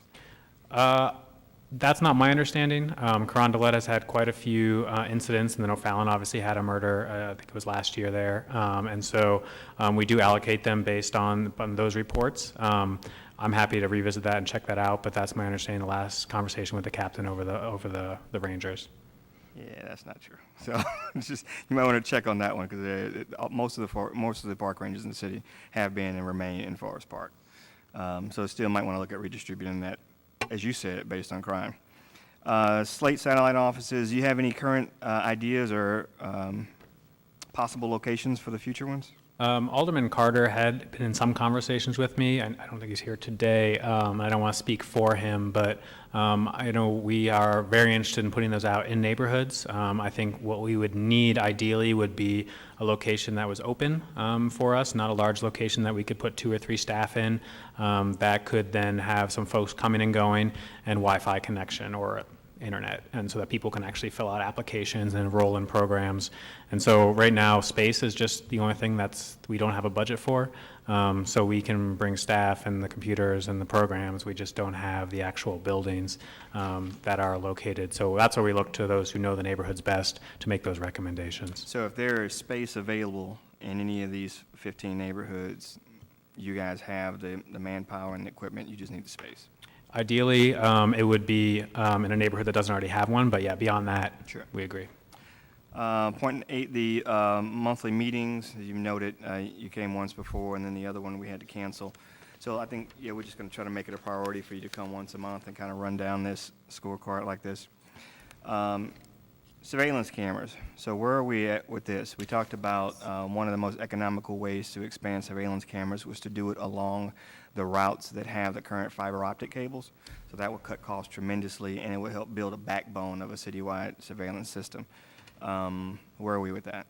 My understanding is that BPS has been working with some of the aldermen who have expressed interest in paying for, and I don't know enough about IT infrastructure to speak really intelligently about this, but some sort of junction box, which then you can connect. I think we have the wire, we have the underground wires, we don't have these junction boxes. Again, I think that's the right language, and I apologize if not. It may be a better question for someone from one of the operating departments. So we've been moving forward on that. We have been connecting cameras from some of the neighborhoods, working with some of the community development corporations and others to put in cameras. I think South Grand is putting in some cameras as well. And then again, if anyone wants to connect their existing cameras, I mean, that's relatively easy for us. There's a few things, obviously, that has to meet. And right now, it's being coordinated between the police department and BPS to fix those. So for those, if you've had trouble connecting or contacting us or the right departments, just let me know and I'll make sure that happens. So who is the lead agency on this project? Is it BPS, the police department, or streets? I think the hope is that the police department, I say hope because there needs to be a staff coordinator there. BPS traditionally, just because that was the ones in charge of sort of the physical infrastructure of the city. So right now it's a collaboration between the police department and BPS. I think the hope is there will be sort of camera coordinators within the police department.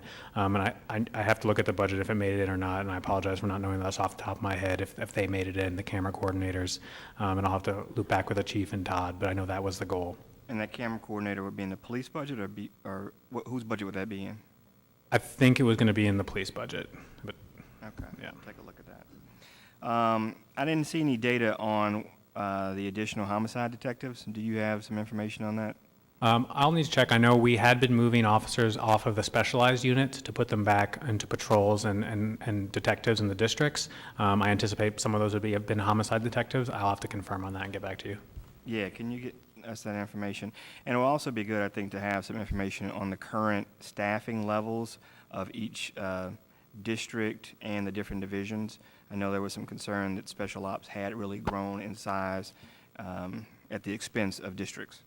And we did, based on that feedback and feedback from others, we did reallocate some of those specialized units back to the districts, knowing that that's kind of the most important place for them right now. And that gets to the next point, point 11, about funding for more police officers. You know, one of the things that I think we find ourselves in this negative situation is because the size of the police department was shrunk. So the number of officers was shrunk as a budgetary decision some years ago, and now we're having difficulty getting it back at that level because you have to find new funding for that. But even of existing officers that are actually like in the budget currently, we're still down. So even before we add additional officers, the latest numbers I got was that the 6th district, which is the largest district in North St. Louis, is down 23 officers. And those are budgeted officers. We just don't have those positions filled. Do you know you have an update on that situation? Because that's just one district. So, I mean, across the city, you're probably down 100. And that has been a challenge, and I would say that's a challenge in every police department across the country, the counties down to, is that it's difficult in the current climate to attract people to law enforcement. And I think one of the ways we've tried to attack that, again, is what I mentioned, was the increased salary for trainees, again, starting at $41,000, then doing that matrix, pay matrix a step up. You know, that's not the only thing. We hope that through some of the programs we're doing, through some of the proactive policing and community engagement, that the department will also, residents will see the benefit in joining that department, joining the city, and being a member of a law enforcement agency that hopefully is well respected. And so we work with personnel to increase the raises, and then hopefully with the community engagement, raising awareness and, doing some recruitment from neighborhoods. And so, again, I would say that every district is down from what they could have, just because it's been hard to keep and retain officers in the first place. Again, hoping that the pay increase will be helpful, but we know that's not going to be the only answer. Yeah, so I just think it's important when we have these discussions and the chief goes on the television talking about how aldermen are stopping him from getting new officers, is that he has the funding for at least 100 positions right now that just aren't filled. So I think we should keep that in mind. And that leads into point 12 about accountability and transparency. Just as a representative of the administration, I just want to express to you that this chief is not always easy to deal with. And one of the things that's very frustrating is that probably crime is the top topic that we get calls on, the top topic that we talk about at neighborhood meetings.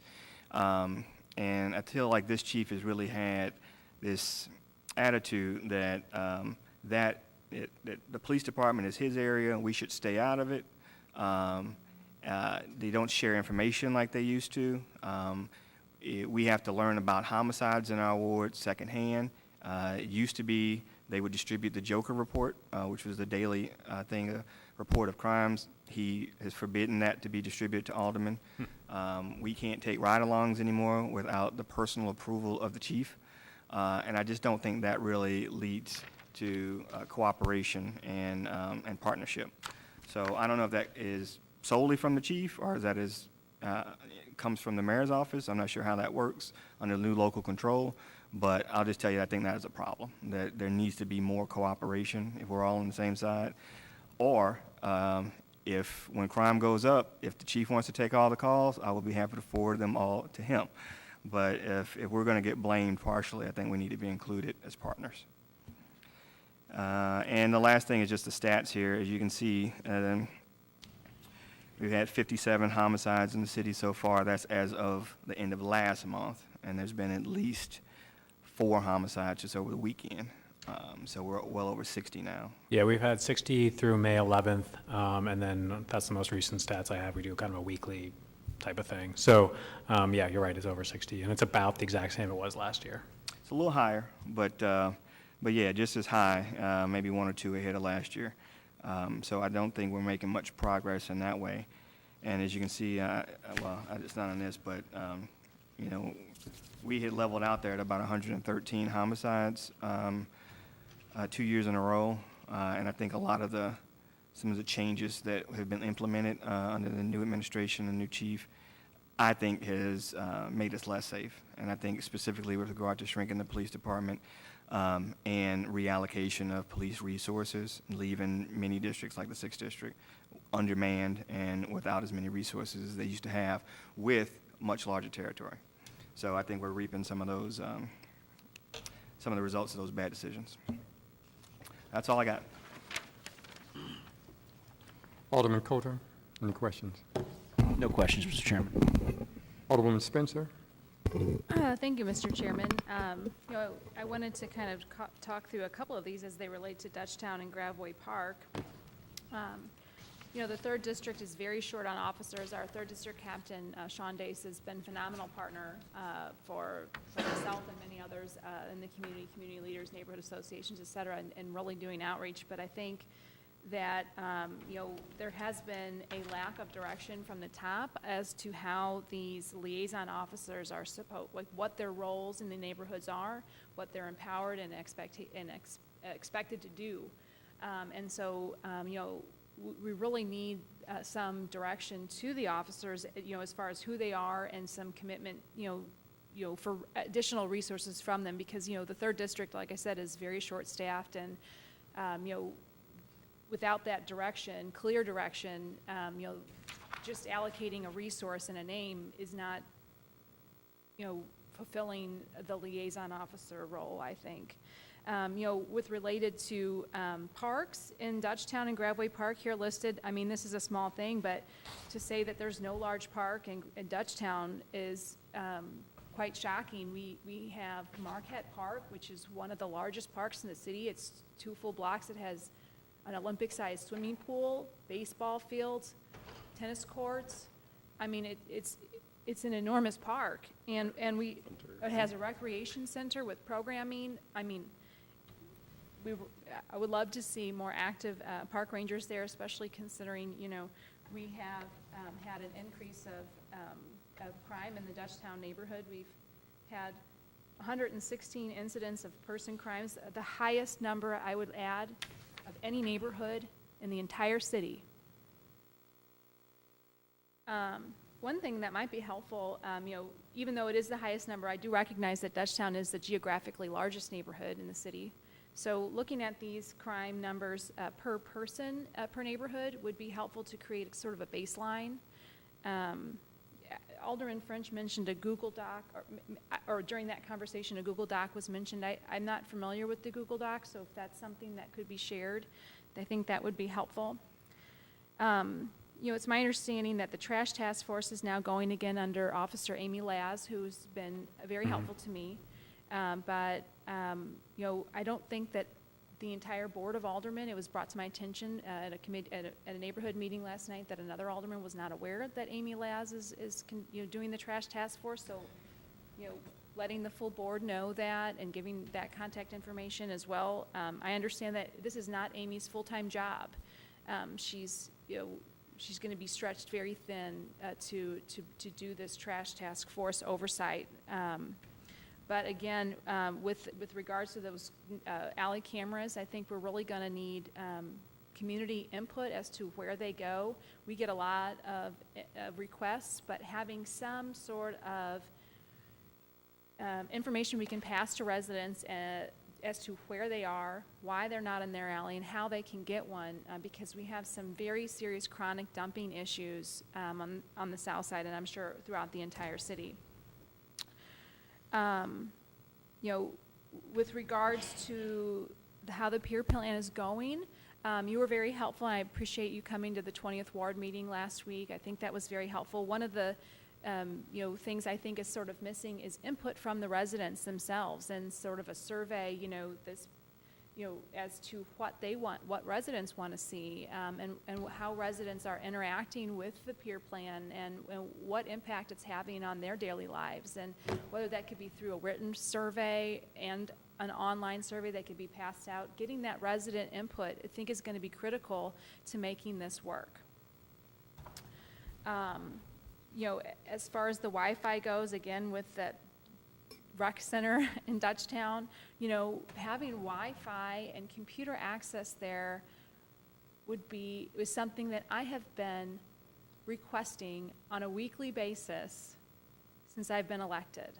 And I've been told I can't get it. And I'm so confused by you standing before us and telling us that we could have it, because it's something that I have been nothing short of begging for. So, yeah, no, that's good to know. No one has told me that. My understanding is there isn't Wi-Fi there now. I know we have some grants in to bring that to some of the rec centers on north and south side in the peer plan neighborhoods, to bring these both computers and Wi-Fi and technology. Understanding that that's sort of for young people, kind of the future, and they need to be connected there. I don't know who you've been talking to, and I apologize. I'll follow up with that and touch base with you. Okay, well, we'll chat later. Yeah, and I apologize for that. That's okay. But park rangers are important in our large parks, but they're also important in our neighborhood parks. Gravois Park is a very active park, and I would consider it also very large. It has a pavilion. It's a full city block, and Minniewood along South Broadway and South Jefferson there. All parks in these neighborhoods are important to have some level of protection. With the surveying cameras, something that I think should be a very important piece of that, since we're running fiber, when you have a camera, it can make folks uncomfortable. And when you can turn around and provide at a very minimal additional cost Wi-Fi access to those neighborhoods, we have areas of internet deserts in our city, and I haven't seen good clear data on that, but over 75% of jobs in the nation, I don't know that we have St. Louis statistics, are obtained through either notification on the internet or an application on the internet. These neighborhoods, Dutchtown and Graveway Park and South, sorry, I don't know the statistics citywide, but we have an unemployment rate of over 20%, and anything we can do to provide residents a way to even find job postings. We do a good job at Slate of posting them online, but if we don't have access to the internet, that's a big, huge barrier. So at the very least, providing them in our parks or where we're setting up cameras and things like that is a really, really important piece. I agree, and I think that was sort of the impetus for putting those satellite offices in the neighborhoods, recognizing that some of them don't have internet, and so it's important that we bring that to residents. I agree that the rec centers would be perfect, and perhaps, I don't know yet what the bond issue money for the recreation division will be spent on, but with that capital improvements, it's not impossible that could be something that's considered. We have a full second floor Marquette Rec Center that just got new flooring. It would be a beautiful place to put some computers. So,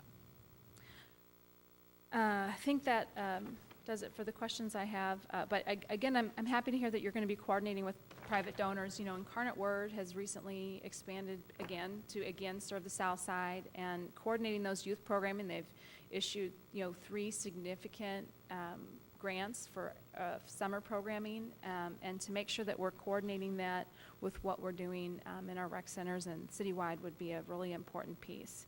I think it would be helpful to have a meeting with Justin Johnson, who's coordinating liaison officers, and not only giving direction to the officers in the police department, but also to the NSOs and all of the folks that should be coordinating. It's really important to coordinate all those pieces on a regular basis, but have the direction from the top as to what is expected from those team pods.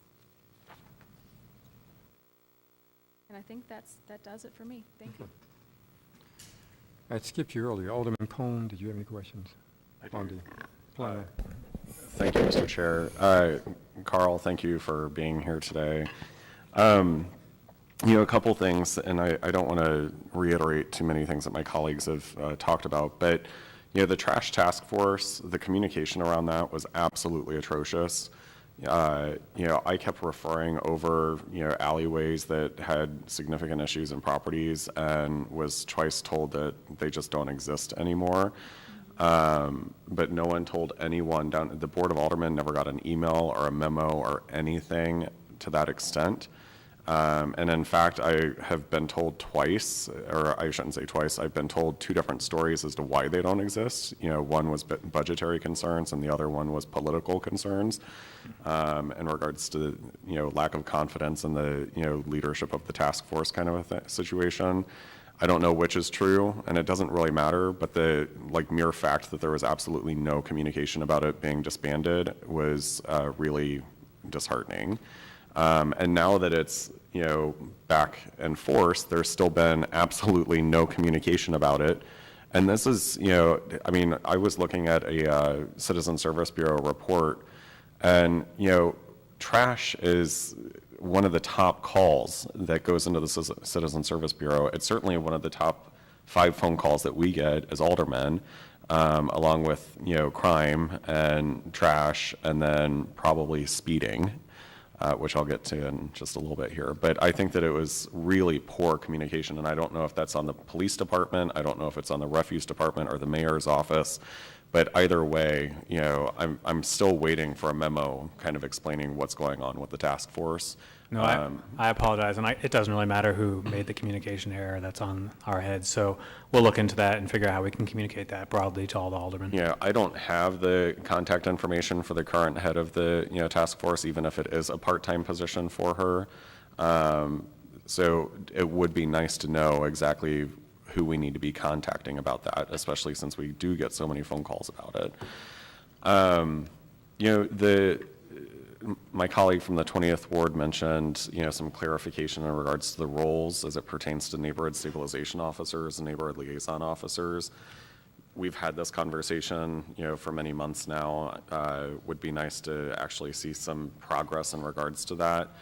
As it pertains to, Dutchtown specifically, Dutchtown is also split between the 1st and the 3rd districts.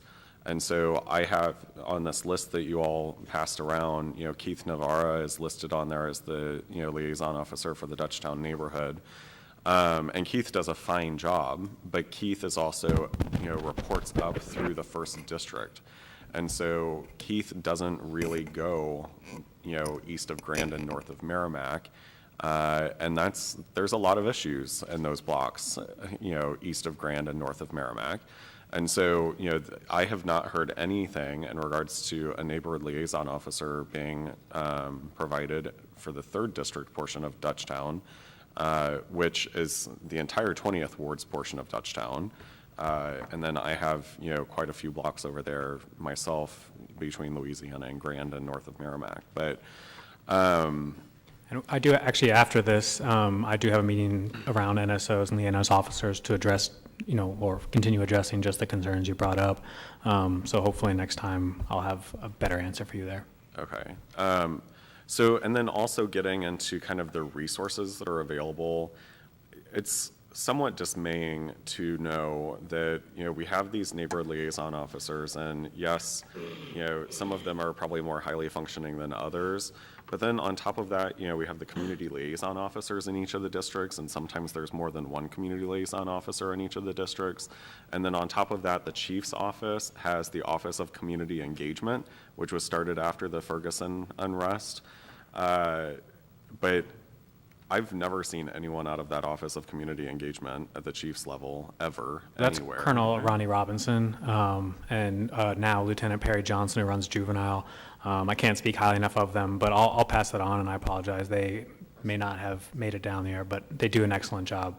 But I agree, it's confusing. We have multiple people with similar titles and roles, and the Office of Community Engagement is so new that I think we were still figuring out exactly what are the duties in there, and I think Colonel Robinson will have some good updates on that soon, and maybe the chief can present that the next time he comes about specifically what are the roles, duties, and expectations and outcomes from that unit. I certainly hope so, because that kind of leads into my next, concern. I've had this conversation with the chief, a few times at this point, and a number of times over my tenure down here at the Board of Aldermen. And I've in fact talked about it in committee hearings just like this, but when I first became alderman, we had a JAG grant, and I have the letter from the public safety director here requesting, information for the current funding cycle for the JAG grant for that program. We funded in Dutchtown a juvenile prevention task force, basically, and program, and crime went down double digits in the neighborhood when we were actually focused on youth, right? We weren't, breaking into people's homes, but we had a program officer, one person for the neighborhood that met with about 150 young people that lived in the community that had altercations with the police or with the judicial system. That person, that officer, checked in with them, made sure that they were going to school, made sure that their home environment was suitable and that they had, resources and access to information and resources at home. That they were actually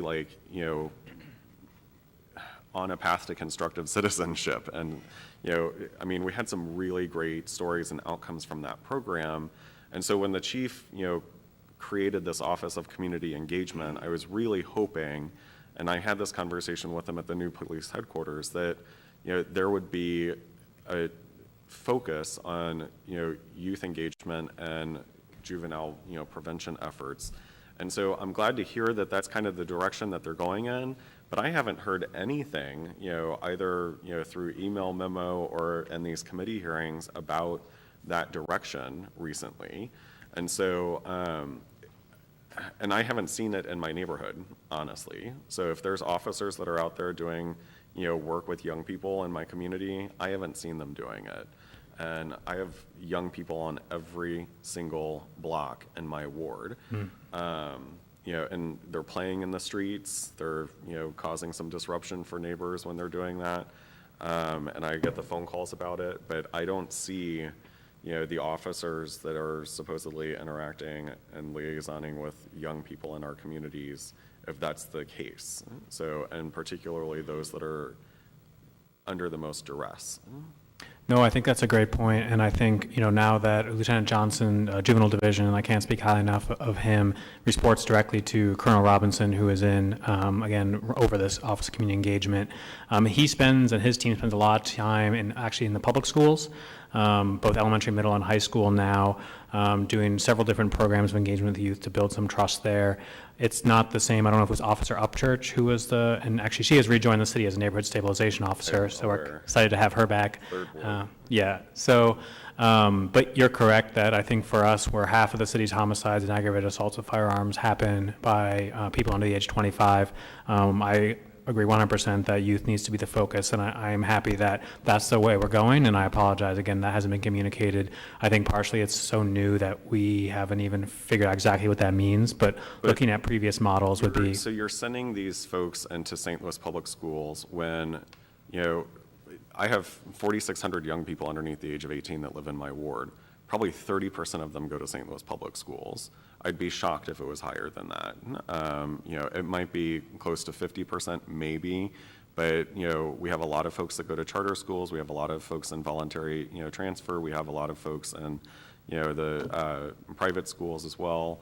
So. I apologize. When I said public schools, I meant public schools, both charter public and SLPS. Okay, well, that's a distinguishment that the mayor's office frequently doesn't make. But so I have to take exception to that because you're not focusing your energies on the young people who have already had altercations with the police, right? So these are these are young people that need some help, they're really struggling in one way or another, whether it's, personally or with their family or with their education or what have you. And, the kids that are going to school, they're going to school, right? It's the kids that aren't going to school that are, causing trouble in our alleyways, throwing bricks through windows, things of that nature, probably, sometimes a little bit worse, hopefully not. But, I say time and time again, when young people don't have constructive outlets for their energy, sometimes they'll end up turning to destructive behavior. And so you're focusing, if you're going into the schools, it seems to me that you're already focusing on the kids that have a constructive outlet for their energy, whereas the 150 young people that lived in, Dutchtown that, we had this program officer that was working with them, we were able to get them back into school. We were able to get them access to, resources that they needed in their homes. If you're not doing that, then those are folks that they're not going to school right now. They're out on our streets. So going to the public schools where the kids are, already there and they have a family member that is likely taking them there or encouraging them to go there, that's not really the problem, right? It's great engagement on the police department's, part, and certainly applaud the efforts to, build relations between young people and the police.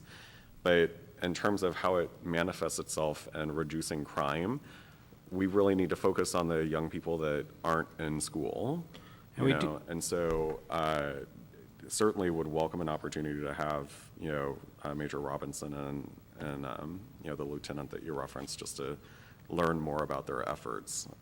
Sure, I can make that happen. I'm probably mischaracterizing the extent of what they do, and we do have a great partnership with Family Court and the deputy juvenile officers and others, as well as programs with Slate for young people. So there's some juvenile justice and programs for individuals that have some encountered with the law enforcement world. I would say probably not as much as there should be, so I'll see if I can set that meeting up and appreciate the feedback. Just a short technical break so I can change that.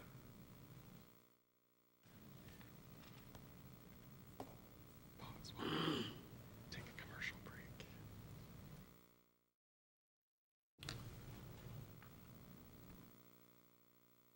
Big play. Okay. Alderman, did you have? Oh, thank you. So the last thing that I want to touch base on, just because I get so many phone calls about it, and in fact, I just got an email while sitting here about it, is speeding. And, I constantly get told by the police department that, we don't have enough resources for speeding. However, when you're speeding and you're ticketing people, you're also kind of offsetting that resource with revenue into the city as well. So and I know I'm not alone. I know Alderman Carter, has certainly spoken very much about this in the past. It's absolutely ridiculous. And I know there's a group of us who are working with TrailNet and others on, the creation and implementation of a neighborhood greenway system to help calm, traffic in our neighborhoods. But, that's millions of dollars for one street, and there's a lot of streets in the city. I can't remember the exact number of miles that we have, of streets in the city, but covering 3 miles on Louisiana Avenue, is not going to solve the problem on Tennessee, Dewey, 39th, Dakota, Compton, et cetera. And so, and that's millions of dollars in infrastructure improvements that need to be done in order to do that. Whereas, you can have an officer, who we pay, $40,000, $50,000 a year to, and, going into neighborhoods. And, the chief keeps telling us that, we have the traffic division that's mostly federally funded, so they mostly stay right around the interstates. And the chief has told us in previous, public safety committee hearings that, he's taken some of those resources out of the, traffic division and put them onto neighborhood streets. And certainly when we have, enough calls, we can hotspot, the traffic issues. But there has to be something, better than just, let's put an officer at an intersection for, a couple hours, one day a year. It's insane. You roll through, and Alderman Carter used this example, on Natural Bridge. As soon as you cross into the county, you slow down because you know that they're going to be enforcing, the speed limits there. But as soon as people roll into the city, and I've been guilty of it myself on the highways in particular, but you roll into the city and all of a sudden, it's kind of fair game.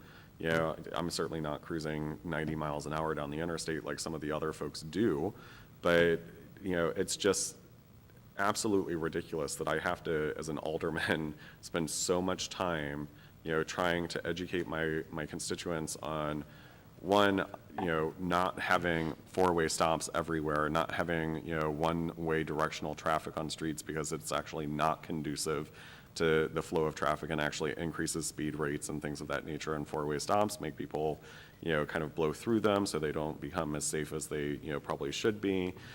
And, so educating my constituents on that is one thing. And then, trying to explain to them, because when they see, a traffic officer, making a stop, their perception of the police is that they're working, one. Two, it's hard to explain to a constituent that we can't write tickets because we don't have resources for them when writing tickets generates revenue. My constituents look at me like I have a third eye when I explain that there's not enough resources in the police department, to write speeding tickets, because they're just like, Alderman, that makes no sense to me whatsoever. So I'm really, and particularly around times when kids are getting out of school, like 2 o'clock to, 5 o'clock, when kids are out playing in the streets before their parents get home, and people are blowing through stop signs, or they're, going 50, 40, 60 miles an hour down our residential streets.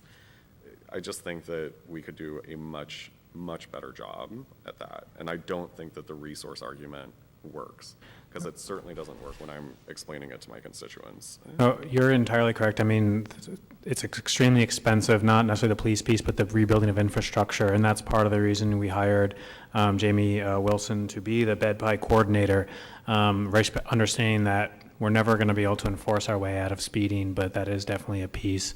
I know that several of the aldermen, I know Alderman Green and Alderman Ingrassia have both done traffic studies in their wards. I would say that's one, and sorry, 3 and probably more too. Those are the ones I'm aware of. $30,000 on it this, fiscal year, but,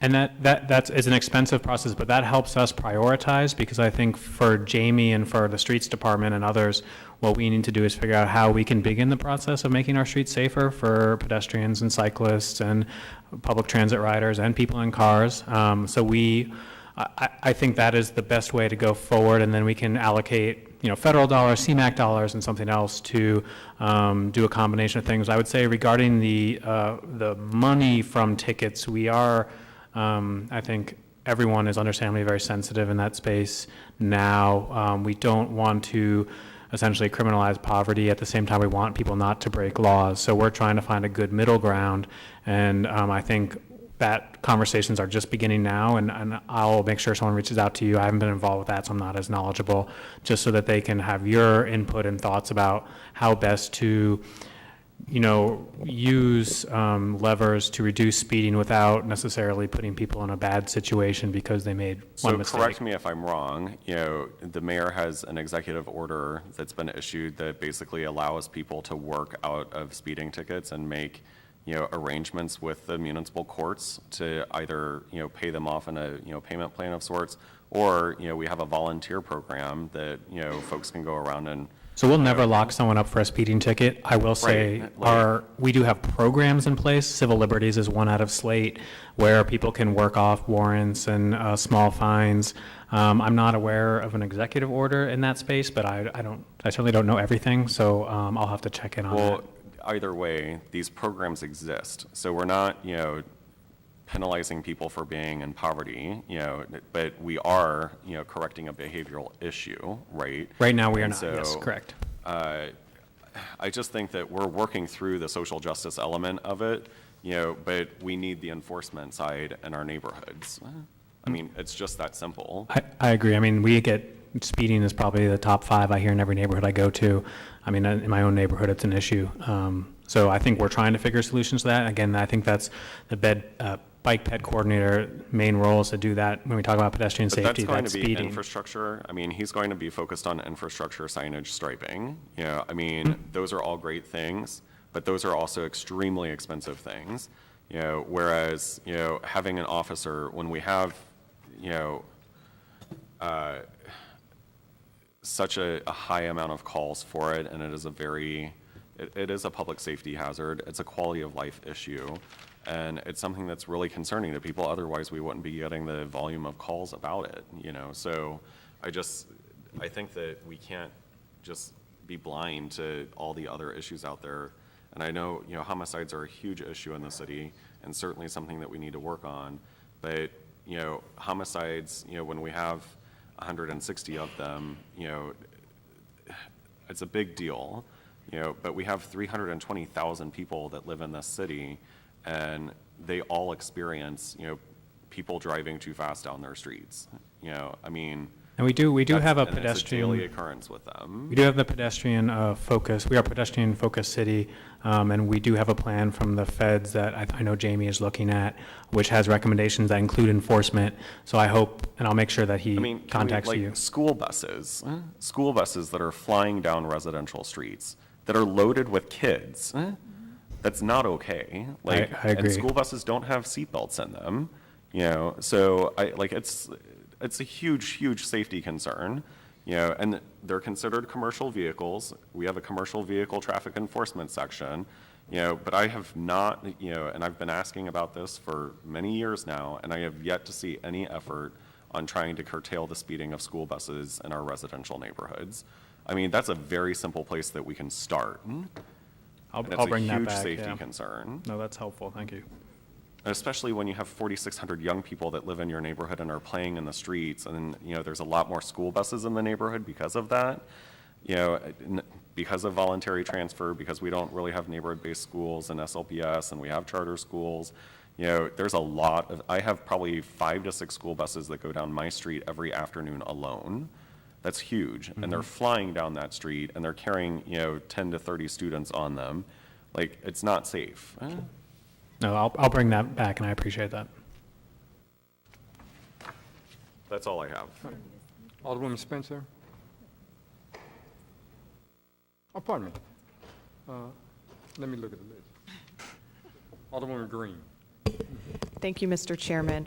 I will echo actually the school bus thing, and I have reached out to First Student, I can't tell you how many times, and to their national headquarters, and we even have video from residents who took it and then calculated how fast the bus was going and all of this stuff. And I think that having greater action from, the top at the city might be able to help, just because that does seem to be a very systemic issue with First Student in general.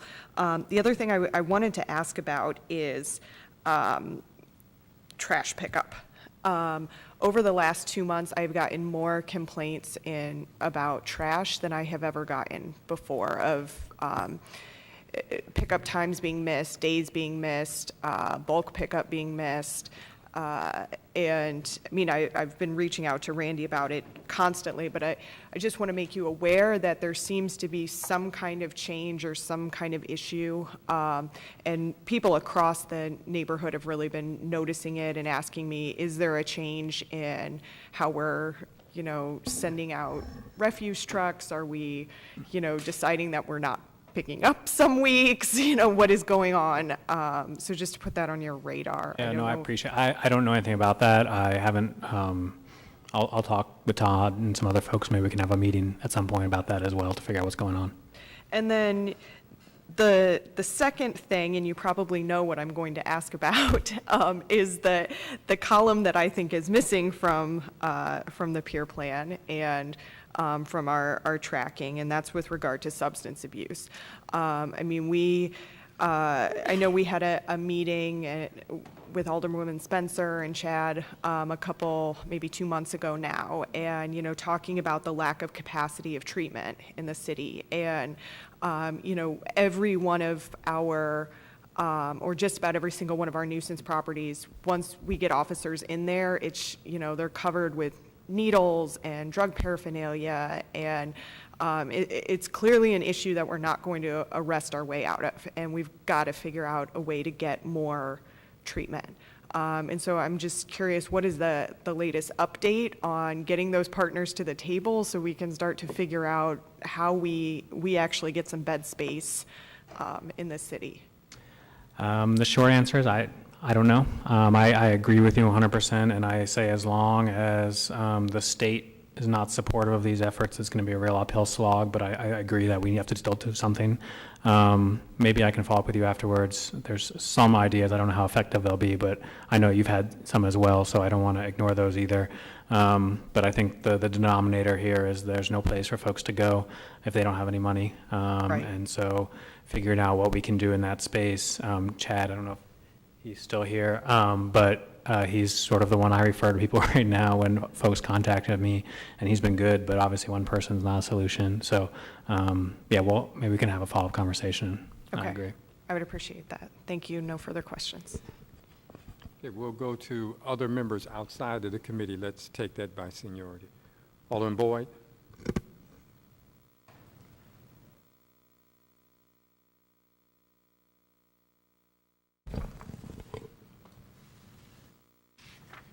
Thank you, Mr. Chairman. Carl, remind us what your position is, or at least me.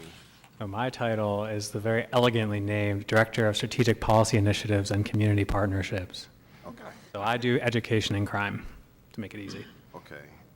On one hand, well, first of all, I want to say I think you do a great job facilitating all of this and managing, actually having a lot of that information in your head. But on the other hand, I think it would have been more helpful for me if some of the players were here that related to all the subject matter, especially someone from the police department. When I look at the Persons Against Crime, and I know with the police department, they just kind of group a whole bunch of stuff in a bowl and then you count. But do we have a handle on breaking it out, personal assaults versus homicides? I do, and I'm happy to bring that next time. I apologize, I don't have that with me. I will say if you go to the police department's website, right now it's categorized by neighborhood. So if you're looking for that breakout, that is there. I consider assaults, and particularly aggravated assaults, as unsuccessful homicides a lot of the time. So, when you consider those all together, that's why we kind of lump these, is that conceptually they're not that different. Someone meant harm to someone else. Just one was more successful, as it were, than others. But we can definitely break that out, and I'll make sure. And I think the feedback about having departmental representation is really good. And I'll see next time, make sure that we have a couple other folks in case there's specific questions I can't answer. On a scale of 0 to 100, what do you think the city of St. Louis drug tolerance is as far as drug activities in our neighborhoods? What do you mean by drug tolerance? Sorry. How we tolerate it? Like, It's an unfair question, I know. I'm going to take it back. no, Here's you, my I just want to issue. understand it, yeah, Here's sorry. my problem. The root cause of a lot of the issues in our neighborhood is drug sales, okay? And I don't understand why we keep walking around it. It's my understanding we don't even have a drug task force in the police department, which is absurd to me. There's drugs sold around my house constantly. Can't get anybody to come out and really do anything about it. I understand that police officers are short-handed, but at the end of the day, if we know what the root causes are, seems like to me we should have some prevention strategies in place to deal with the root causes. People are selling drugs throughout the city of St. Louis just like they're speeding, because it seems like no one really cares. And that's just unacceptable, and we need to do a better job at dealing with the drug activity in our neighborhoods. And I'm glad I can explain to people that we have some of the same issues in the Wells Goodfellow that they do in Dutchtown, because unfortunately in my neighborhood, they always say, well, this doesn't happen on the south side. Well, certainly it does, and we have statistics to prove it. But doesn't that also speak to the fact that if it's happening on north and it's happening on south, so it's happening around the whole city, but no one's talked about zero tolerance on drug activity? I mean, maybe I've missed the memo or maybe I've missed the conversation, but I haven't been hearing it. So I would say that you're correct that there's definitely more we can do in this space. We do have an excellent partnership with the DEA. They work very closely with us. They have, frankly, more capacity than we do, but our officers do make quite a few drug busts. But I agree that this is something that on my own block and almost every block around me and on the north side too, that this happens. We can do a better job in this space. I think there's a lot of different strategies we can use, and we have been in conversations with some folks around this thing called drug market intervention, DMI, which focuses really directly on the problem you're talking about. And there's an opportunity to explore that, and maybe if it's okay with you, I can bring you into those conversations if you'd be interested, because I think having your perspective and support would be fantastic, but it's, again, a new one. But I will definitely bring that back to the police department, and I would say that for them, drugs and the drug market has driven a lot of the crime.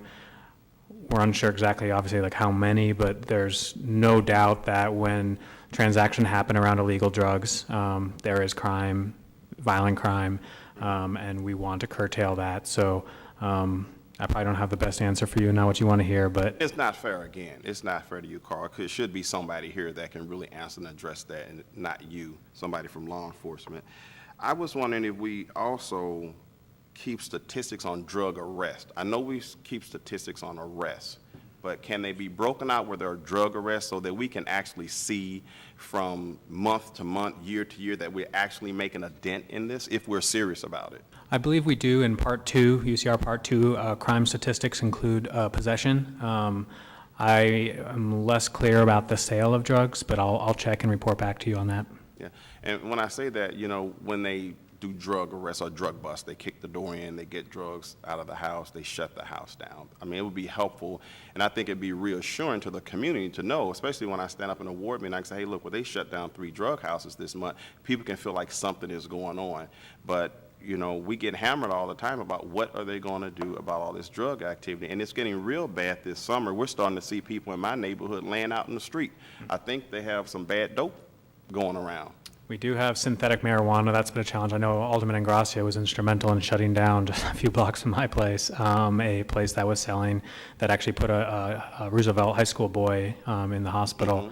So that's been another challenge, and we're working on the city end of things to making that a condition of, through the building division, and shut down folks that way. It's a lot faster than trying to go through the enforcement piece. So I appreciate that feedback. My last piece has to do with the trash task force. I was caught off guard like the rest of my colleagues, you know, finding out it's really not in existence anymore. And I understand oftentimes it's a funding issue, and a lot of the police officers were funded out of a grant. Have you considered maybe funding that task force with civilians rather than police officers? That's a good question. I would have to check. The police department right now is kind of a hodgepodge of civilians and officers. Obviously, Officer Laws is a police officer, but it's possible that some of the folks that support her are civilians. I'll check, and I think that's a good idea. Because just to check a camera, I mean, I don't think you really need a police officer to download photographs from a camera, but certainly to make an arrest, you need a police officer. But I'm just thinking, if we're looking at cost and leveraging, you know, maybe we might want to consider some civilians to kind of support that rather than sending a police officer out to do those. That's a good point. I'll have to check. It's possible BPS or Refuse does do that now, but I'm not sure, so I'll check, and I think that's good for them to know. That's all I have. Thank you, Mr. Chairman. Thank you, Carl.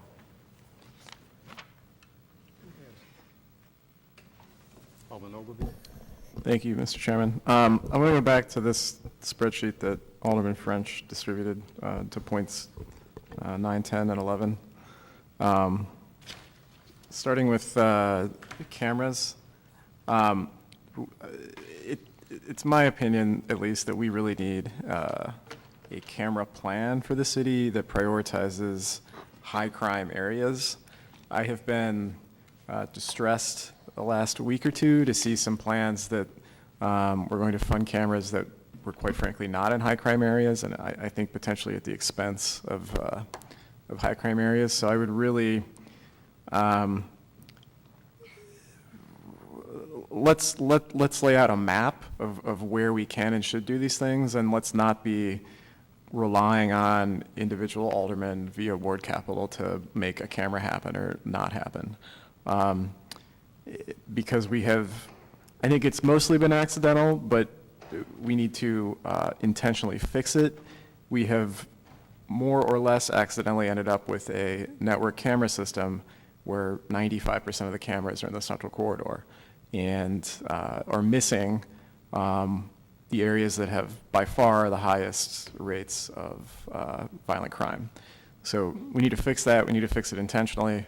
And I hope that I don't see more plans to put cameras where we don't have violent crime until we have a real plan to put cameras where there are violent crime. And I'll talk to you maybe outside the room about that. The next two, 10 and 11, you know, I think, I wish that the chief had prioritized hiring homicide detectives, which I think would have been realistic because we probably need like 6 additional homicide detectives over hiring 160 additional police officers, which I think was not realistic from the beginning.